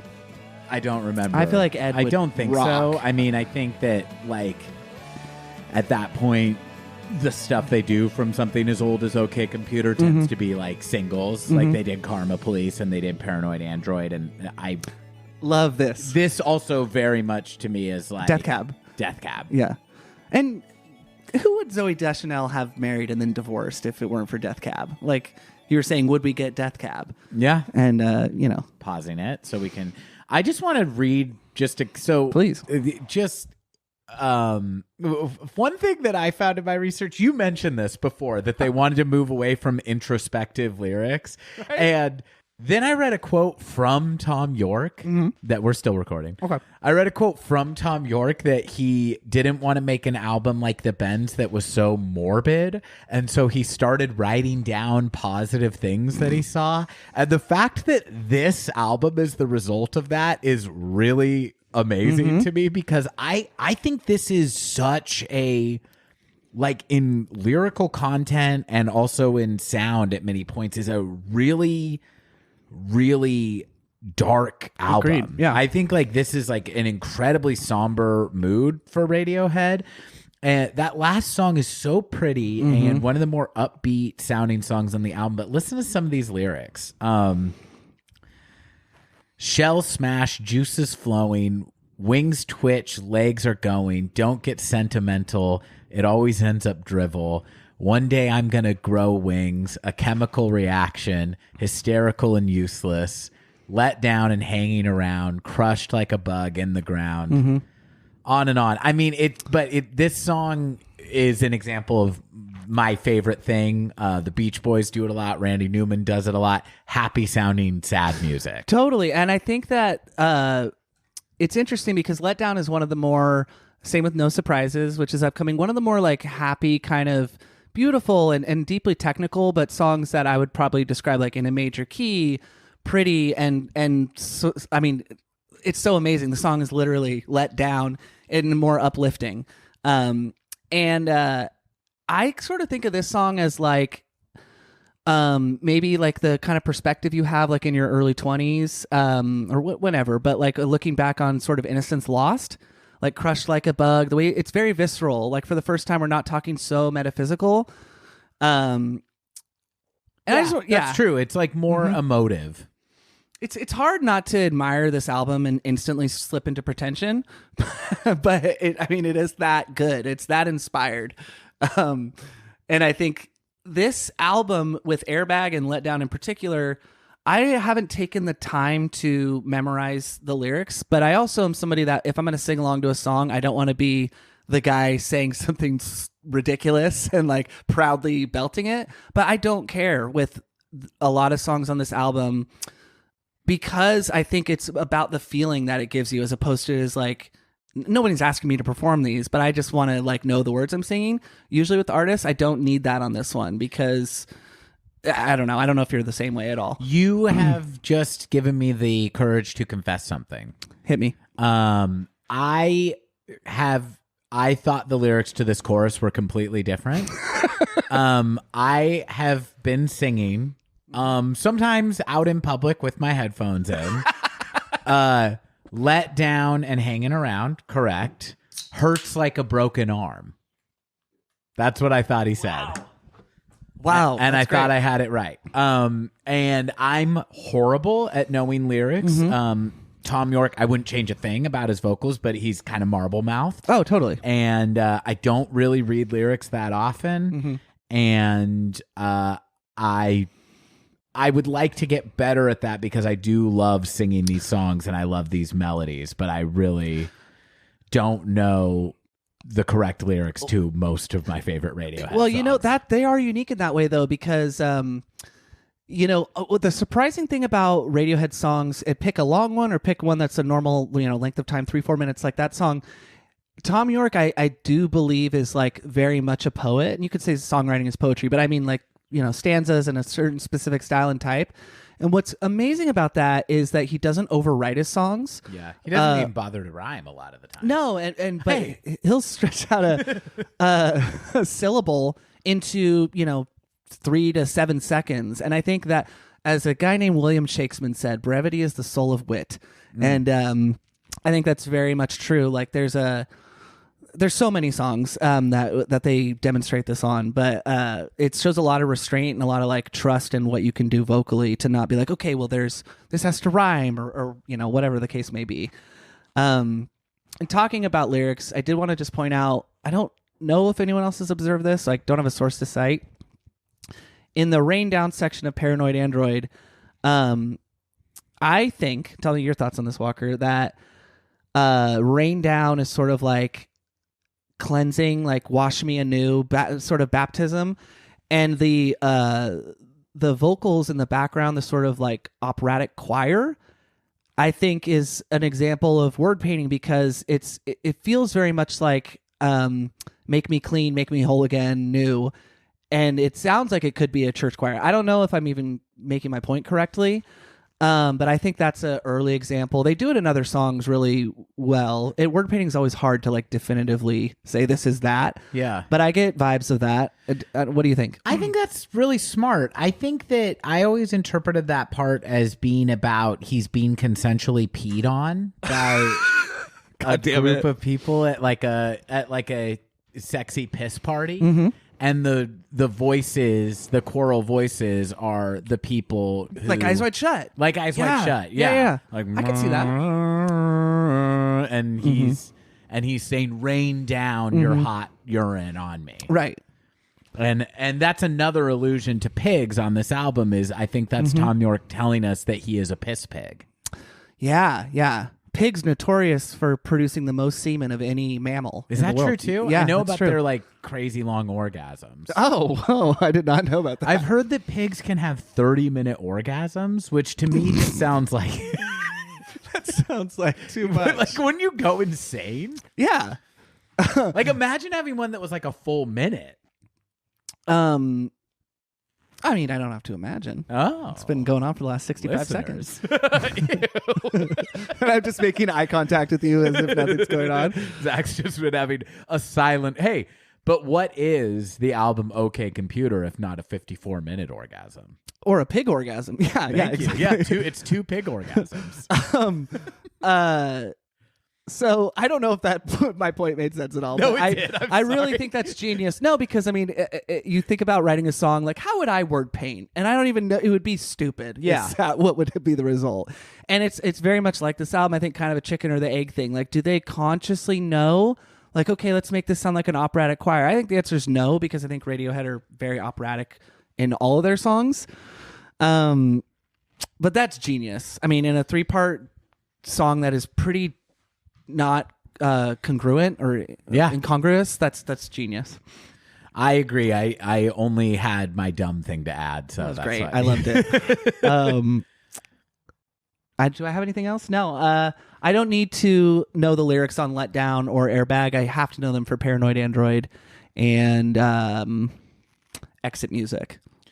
Shall we go into the next song? Yeah, I don't remember what's next, so I'm really excited. You don't remember what's next, huh? That's really no big deal. It's a trifle, really.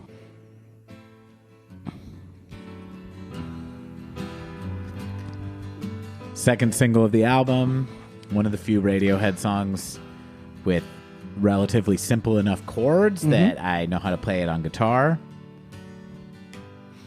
Great music video. When the drums and bass kick in here, to me, it's got so much oomph right here.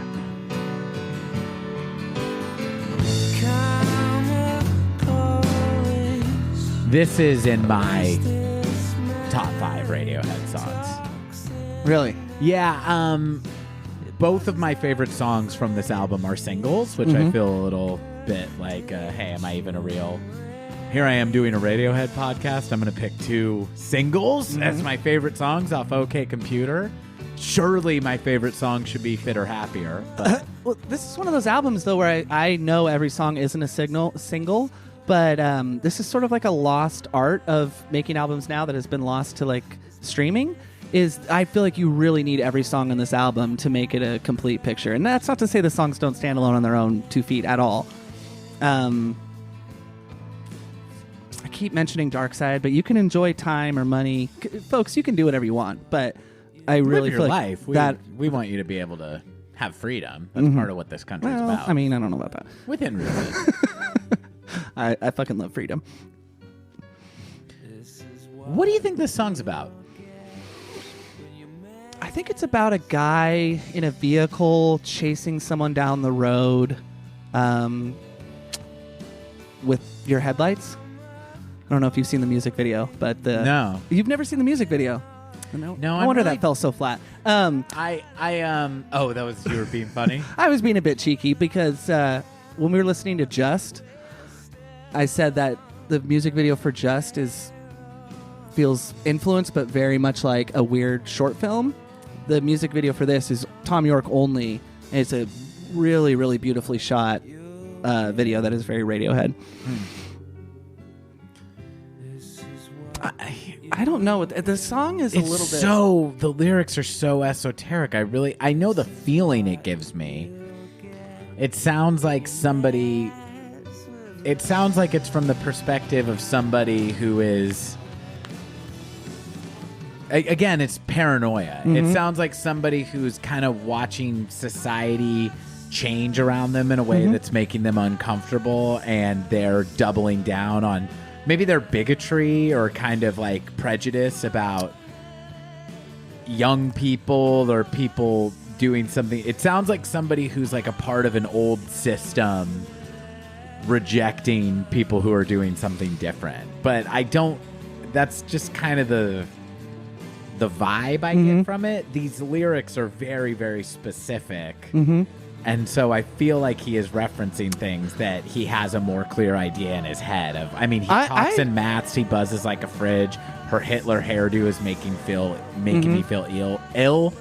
Very specific things to say, and I'm just curious what's behind them. I think I've always thought of this song as like a mixed bag of that. Like the literal interpretation I've got from it is like writing from the heart, like dealing with fame, the kind of concepts that are sort of present, mostly in this part. But I've given all I can, just kind of literal stuff. Like I lost myself.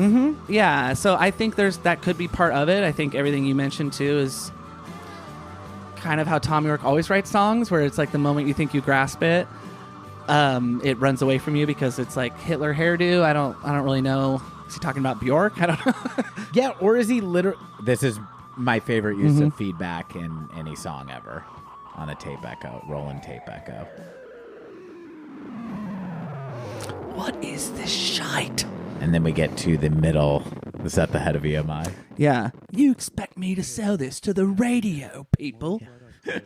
Well, we're not radio music. We're Radiohead, aren't we? Yeah. If the person talking in, I'll pause this. If the person speaking in Karma Police, if the narrator is Tom York, then these people he's talking about, it could be like feeling threatened by like this man. He talks in maths. He buzzes like a fridge. He's like a detuned radio. Like maybe that's like other musicians that he like doesn't understand what they're doing, or it doesn't resonate with him, and he feels. And then this girl, her Hitler hairdo is making me feel ill, and we have crashed her party. Like maybe that's literally like a fan that's making him uncomfortable. Well, yeah, and I think just like the title too is where I get like a literal interpretation. Like Karma Police is one of those things. It's like you hear it and you're like, how has nobody thought of those two words put together in like a sentence or title before? Because it's so genius.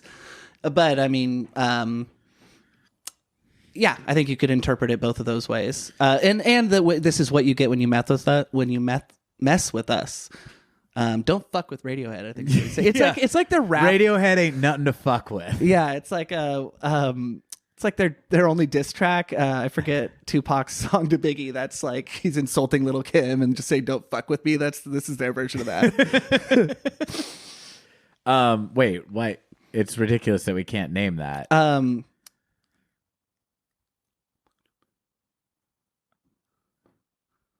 Oh my god! Oh my gosh! It's bugging me. Oh, but I'm going through the verse in my mind, but the verse is like 500 stanzas long. Hold on. Oh. Well, there's "Can't See Me." Not "Can't See Me," but that's like more of just a general. It's first off, fuck your bitch. Yeah. I can't do that.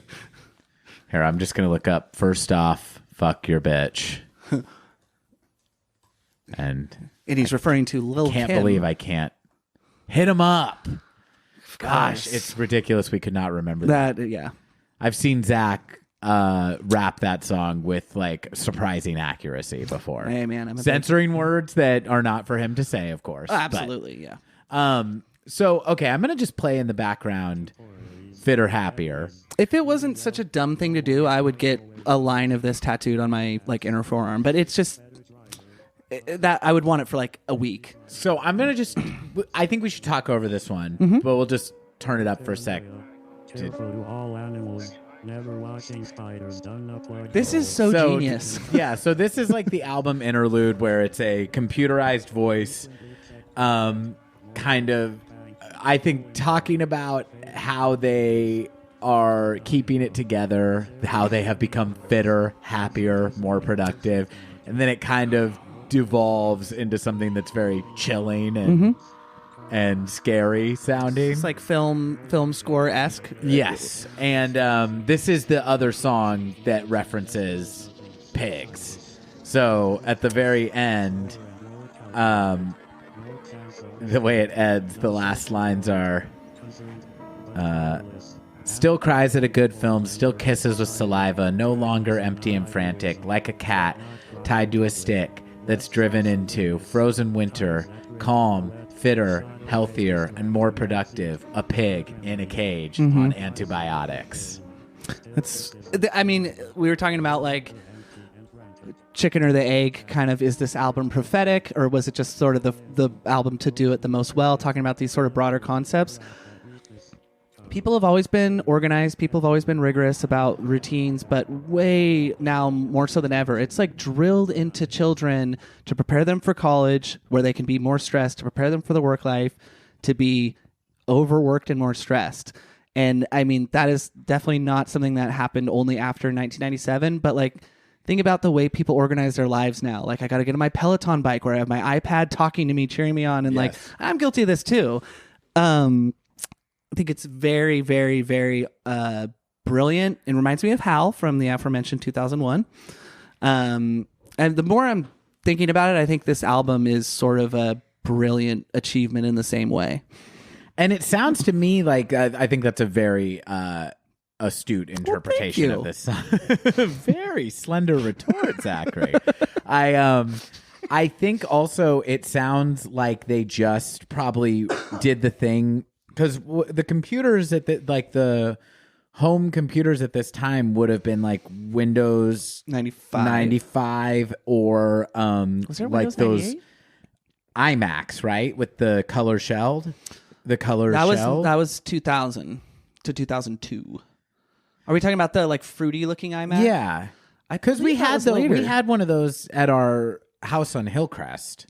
Those were mid and late 90s, and either way, the point I'm getting at is, do you remember at this time that you could do a word processing document and then have the computerized voice read it? Yes. And I'm pretty sure what would we write? and I just laugh when I think of it, because I just remember us writing like, fart, butthole. I pooped my pants. It still happens when my wife calls me. It'll say, call from Kalani Glen. Yeah. My wife's name is Kailani Glenn. My cousin Jackie called me today and said, call from Jacques Day. my friend Adrienne Lobel, her last name is spelled Lobel. And every time she calls, call from Adrienne Lob. And it just, I like that it sees the L on the end, and it's just like, I'm not even going to try to. But I think at that time when we were writing those things into Word documents and having the voice read it, we were probably too good of boys to even have it cussing. I think we literally were just writing stuff like poop and butthole and fart and stuff like that. 1998 is, I believe, the iMac you're talking about. Well, it sounds like Radiohead got an early model. Oh, I'm sure they did. Okay, so I want to talk about sequencing here a little bit. Please. So this album, on record, it is broken up into 4 sides. Being cheeky themselves, the sides are listed as Eeny, Meeny, Miny, and Mo. Boys. Now, this would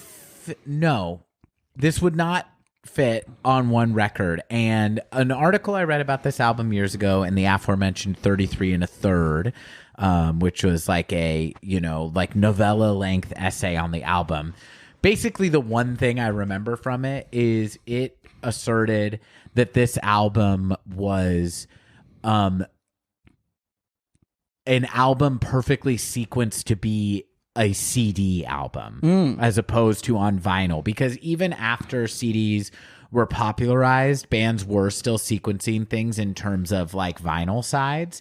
And Right. this a side on a record is, I think, 22 minutes. Mm-hmm. And the longest you can put on one CD is, I believe, 77 minutes. And this album is 54 minutes. So it does flow together. I listened to it all the way through a few times this week. It really does flow together with no breaks, as if it is meant to be taken in one lump sum. However, I do think of that last song as the spiritual closer of side one. Totally. Because, you know, you go from Karma Police to that, ends on a very weird, strange down note.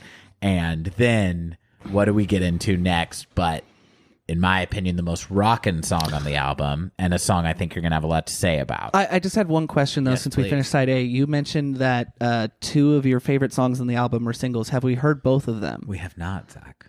The first being Karma Police, though, Yes. correct? Okay, all right. Just want to take inventory here. And so then it starts, you know, what I consider to be side 2, even though there is no side 2 to this album, with Electioneering. Ooh.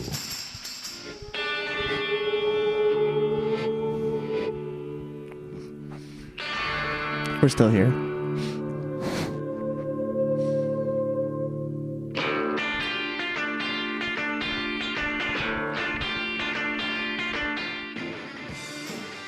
Now, listeners, do not adjust your podcast.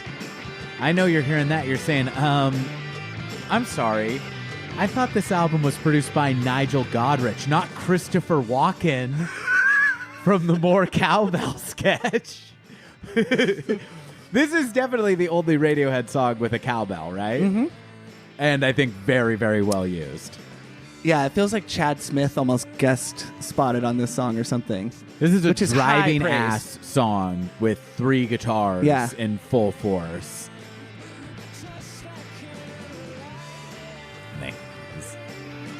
This chorus.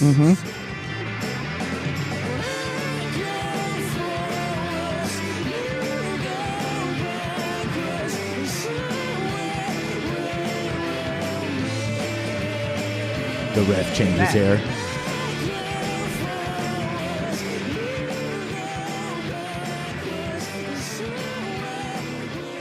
So Zach, you seem to be kind of saying to me off mic, is this another word picture? Yeah, this like is the second example. the of riff it. is like doing what the words are saying. Talk about that. So when he goes forward, so if you listen to just Johnny Greenwood's guitar track, during the I go forwards, he's going down the neck, and then when he says you go backwards, he's climbing up. So it's down the neck, meaning if you're right-handed, to your left. A descending scale. Thank you. And then when he says somewhere they will meet is where they perfectly meet the 2 guitars, which is it's so great because it could be accidental because That feels too on the nose to be accidental, though. I think that's... I love a Tom York scream. You barely ever get him, but there's... Yeah, you know what? He's doing it on this album more than he does at any point before or after. Yeah, and I have a pig orgasm every time he does. I love it so much. And also, too, with the word painting, the way if you listen to the vocal rising, and this is something they do a lot on this album, is it's almost like a vocal warm-up exercise. A la la la la la la. That's exactly what they're doing. Is they're rising and descending at the exact same time. Is this song maybe Phil's best song on the album? Because right here, this Phil crushes it. listen to this, listeners, right here. Oh.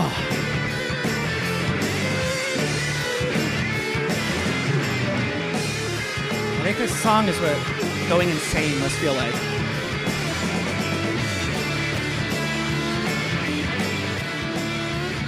So this is one of the first ones they recorded. So still in like a kind of post-Benz rock mode. Even though this is... Are there horns here, or is it just... I don't think so. I think it's just the harmonies are so good that it makes me feel like... Right here. Oh, could be. Or is it just guitar harmony and it's just such a rich amount of harmony. It sounds like orchestral. The mix, like if you listen to the song in over-the-ear headphones, like it's such a raw mix. There's nothing like ingeniously, or whatever the word is. Like there's nothing innovative and new necessarily about having a second guitar blast in one side, but it makes it so distinct when Johnny Greenwood's guitar comes in. We talked about the word painting. That is my favorite song on the album. I thought it might be. There's two Radioheads, especially on this album, but there's two Radioheads overall. There's rockin' Radiohead, and then there's slow, beautiful ambient Radiohead. This is like way too much of a, split up, but let's just put them in those two categories. I distinctively love rocking Radiohead across all their albums the most, and it doesn't mean I don't love like the Pyramid songs or the Exit Musics or anything, but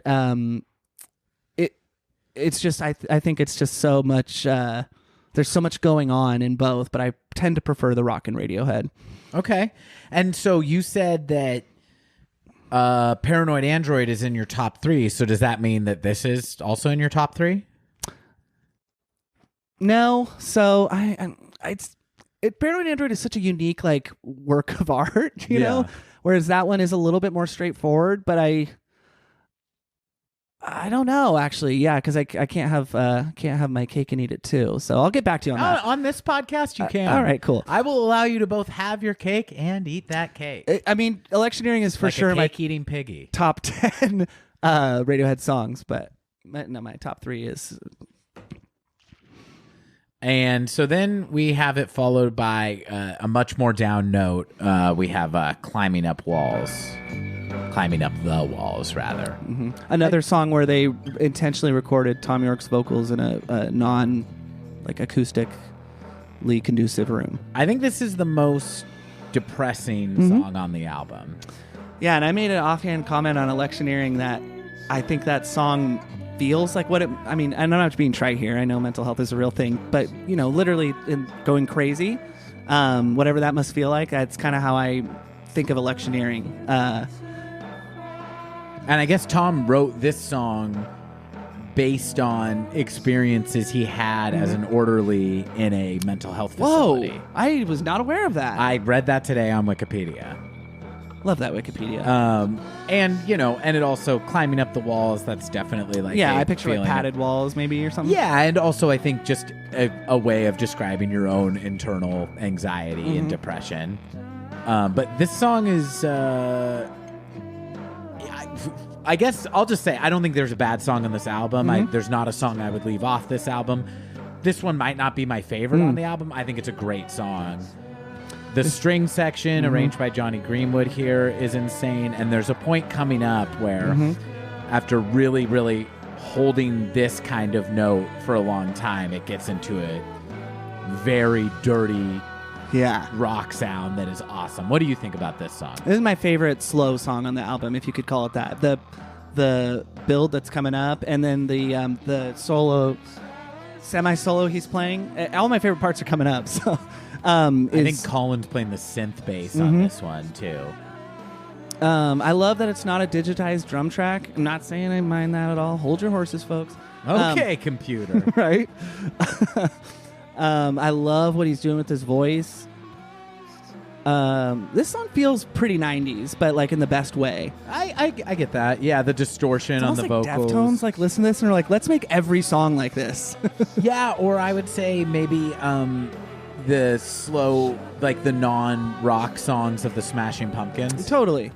Which, they did come before Radiohead. Smashing Pumpkins are a band, I think, that this podcast is going to immediately shift to exclusively. So I hope you're ready. No. But only Billy Corgan's new music. Okay, this is my we don't part. talk about their shitty early albums. No. And yeah, on this song, on the live footage of them playing it, Johnny Greenwood's playing the synth and Colin's playing the synth bass. And here we go to this. It's like 28 Days Later score or something.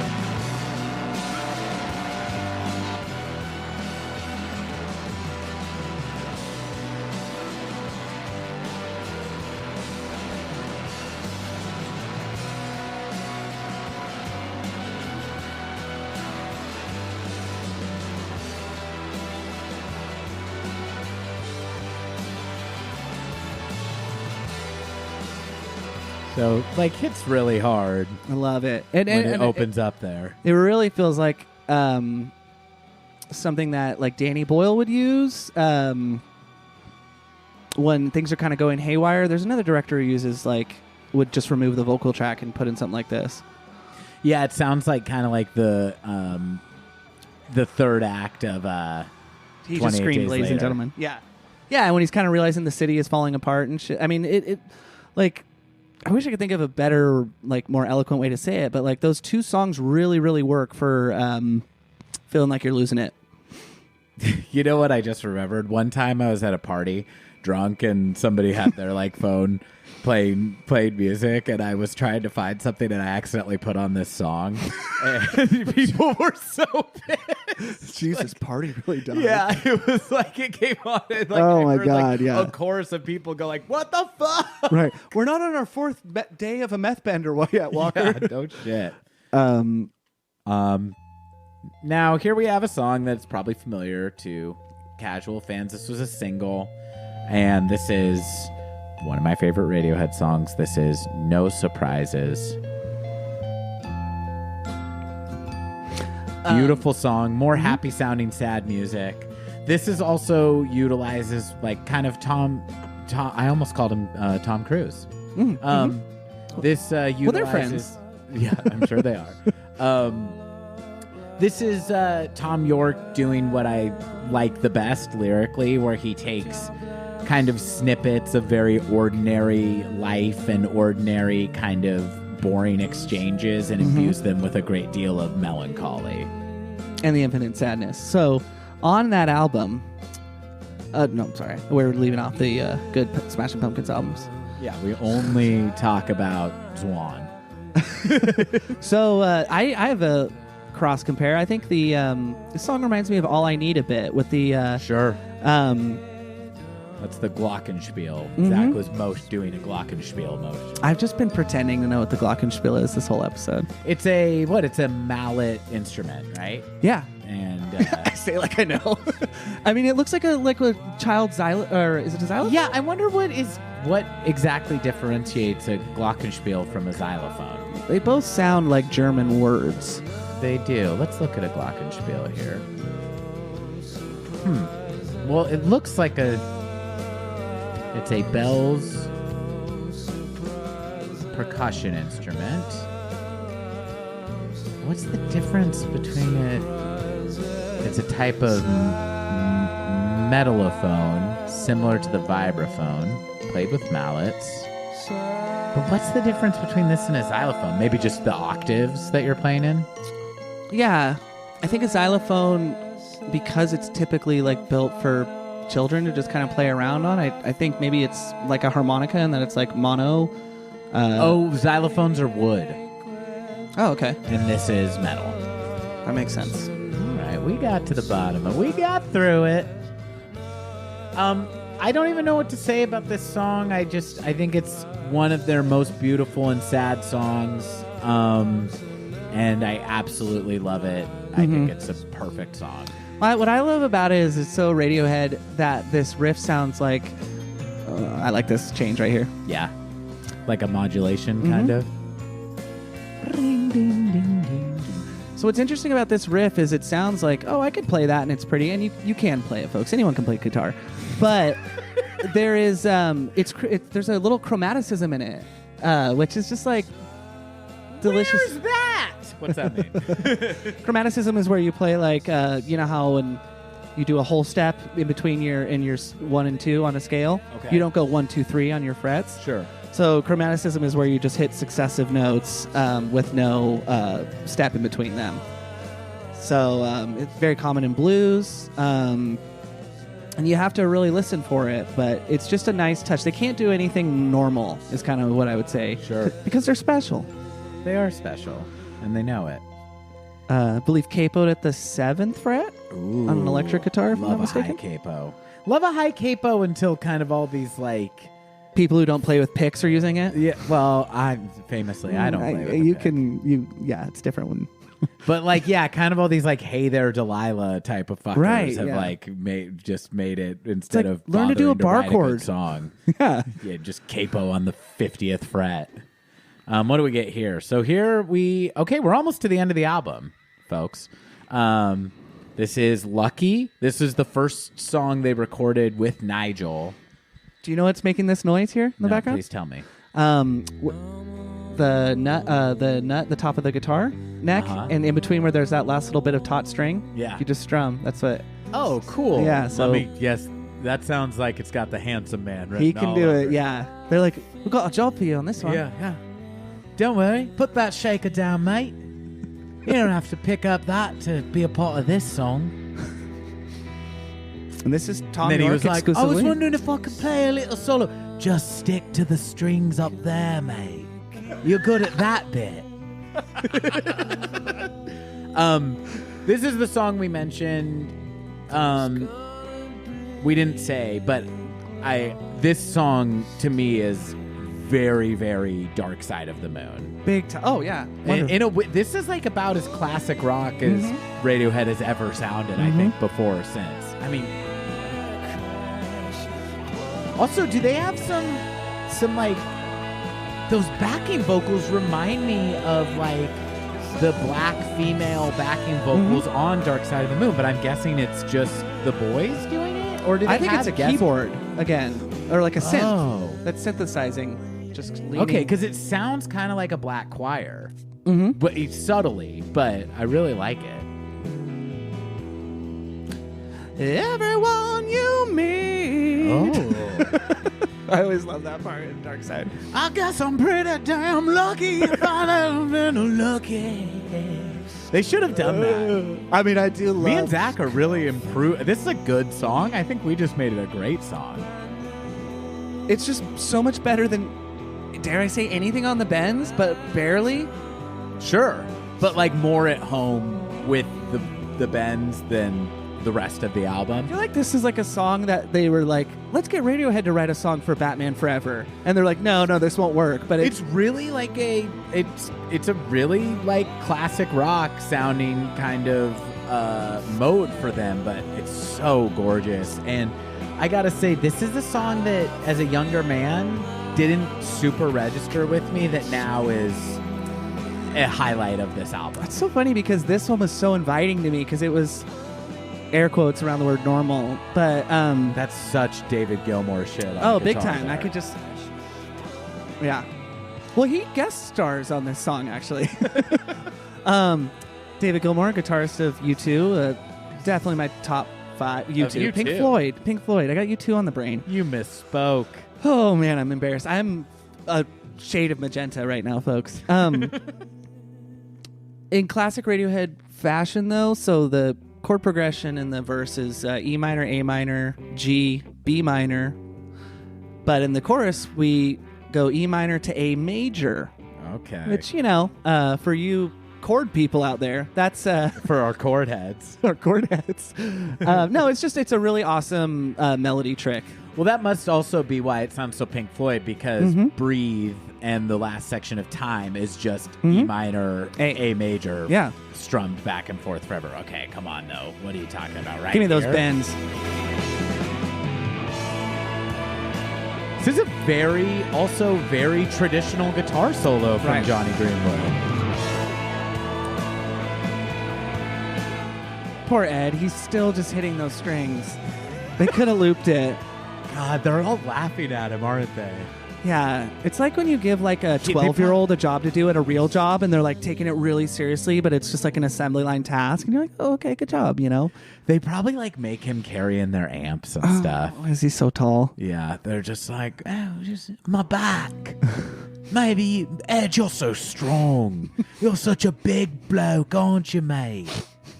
He's like Lenny from A Mice and Men. Turn around now, Ed. Yeah, he accidentally killed a groupie, and so they have to put him down to protect him. And here we have the closer. Mm-hmm. Johnny Greenwood entirely composed this song. Okay. And I believe... I'm not going to give false facts here. I'm not sure if that includes the lyrics. I'm 50-50 if it does. Well, but- they're all their songs are credited to all 5 members. So that's one thing that's cool about Radiohead is like, I like that That's kind of Tom York isn't seemingly collecting additional publishing royalties that the rest of them aren't, because a lot of bands that causes a lot of problems down the road. There's a lot of different accounts of who wrote what, and I think that when you just give songwriting credit to the whole band, it's an unselfish move that probably is another reason Radiohead have remained so harmonious with each other. So it is really just like a royalties thing then. I'm not saying of it. that's their motive, but I didn't realize that it was that. I think that it has a lot to do with how royalties are paid out is who gets the publishing rights. And that's depressing too, because I Want You, She's So Heavy is clearly a McCartney song. That's right. Yeah. Yeah, and Octopus's Garden. It's got Paul honestly written all over it. But yeah. So these last two songs, I think are a little bit of a departure from the rest of the album. I would still say perfectly sequenced, but a little more pretty and a little more of that, again, sorry, beating it into the ground, but a little more of that Pink Floyd Dark Side of the Moon, soulful. Yeah, I think this is the us and them of it. Which I kind of hate when people find similarities with something and then they go, well, this is this and that is that. But I think that as we listen to it more, and I've been thinking about it, gosh, they're just, it feels like it's paying homage without even necessarily knowing it. Pink Floyd are not listed as one of Radiohead's primary influences, but I think it's undeniable. And that's okay, because Pink Floyd are amazing. But I think Radiohead occupy this weird spot between the Beatles and Pink Floyd at times, not exclusively. I think Radiohead, they managed to exceed, or they managed to embody kind of the high-minded ambition of Pink Floyd while stopping short of kind of the pretension that I think Pink Floyd slips into sometimes. Because I love golden era Pink Floyd, but it's making a album that is a musical version of Animal Farm is a little bit okay. I love that album. But I'm also just to me, it's kind of a dumb, smart guy move. I get that. I think that one is a little bit that, and The Wall are both. The Wall has cringy moments for me, too. A little bit, yeah, no, for sure. I think those are the ones where Roger Waters is definitely telling you what's on his mind. Yeah. And in Animals, it's a little harder, too, because he's telling you what was on George Orwell's mind. But he is doing a retelling of it that I think is, we've talked about Roger Waters, but he is an incredible writer. Yeah. And I think that really comes through on Animals, even though its foundation is a little shaky and pirated. Pigs, as we've been talking about, is one of my... Pigs and Dogs are two of my favorite just songs lyrically ever. Yeah.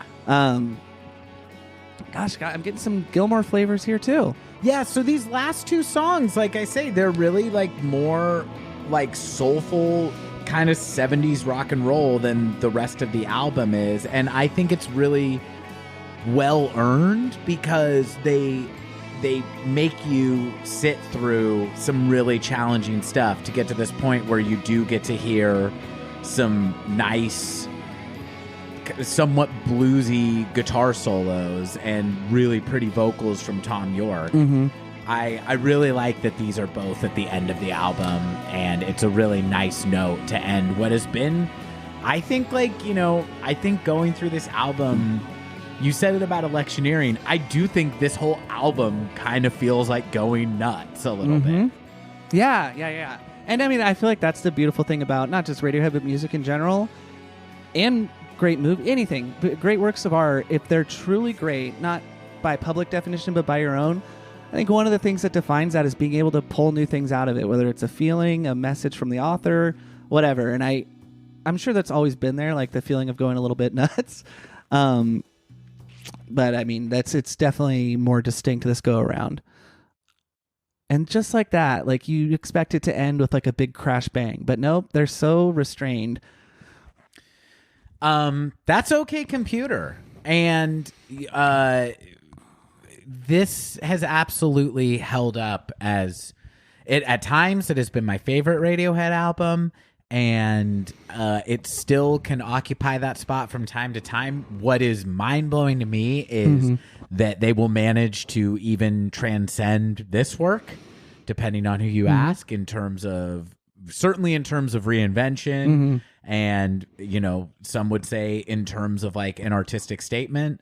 But to me, this album has aged absolutely beautifully. It's such an interesting like letter to the time it was written in, while not being dated, not being married to like specific references of the time, but it really does invoke a feeling that's both timeless and also just very like rooted to the conditions that it came about in. I fucking love this record, and I'm so happy that we got to like just dive into it to this extent. What are your kind of closing thoughts on it? I mean, I think you nailed it right there. Don't have too much to add in terms of like its cultural impact. I want to ride my wave of good comparison to 2001. I was thinking about the cover of this album, which is really hard to describe.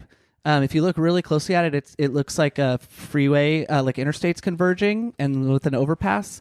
And then there is a lost child sign that you might see on like a New York subway or London subway. And then there's just like it almost looks like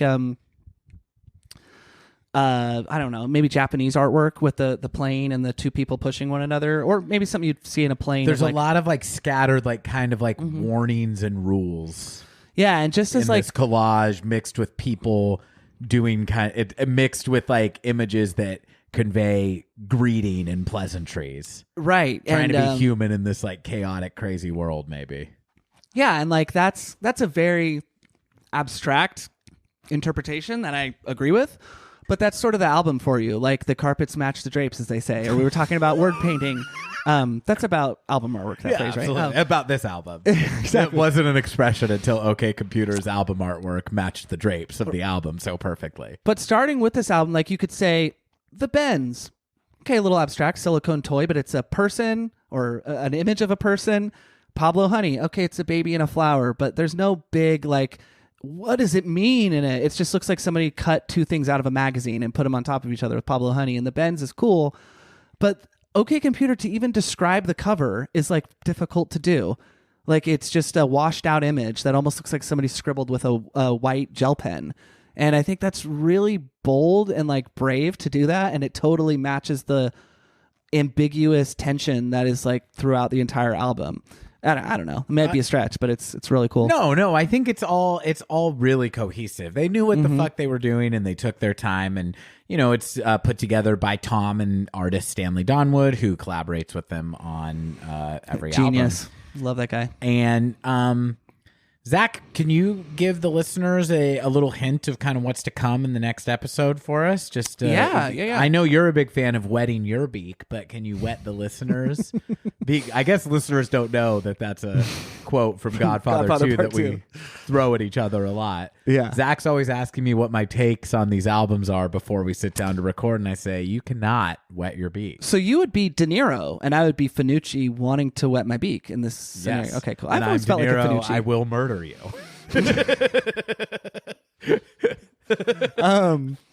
What if this podcast ends with Johnny? No, I guess it'd be Colin killing Johnny, the older brother. Yeah. So they mirror what we do. There's a podcast out there. Yeah, and then Radiohead is not just the best experimental rock and roll band, but the best black metal band of all time. So what is to come? So there is a documentary called Meeting People is Easy.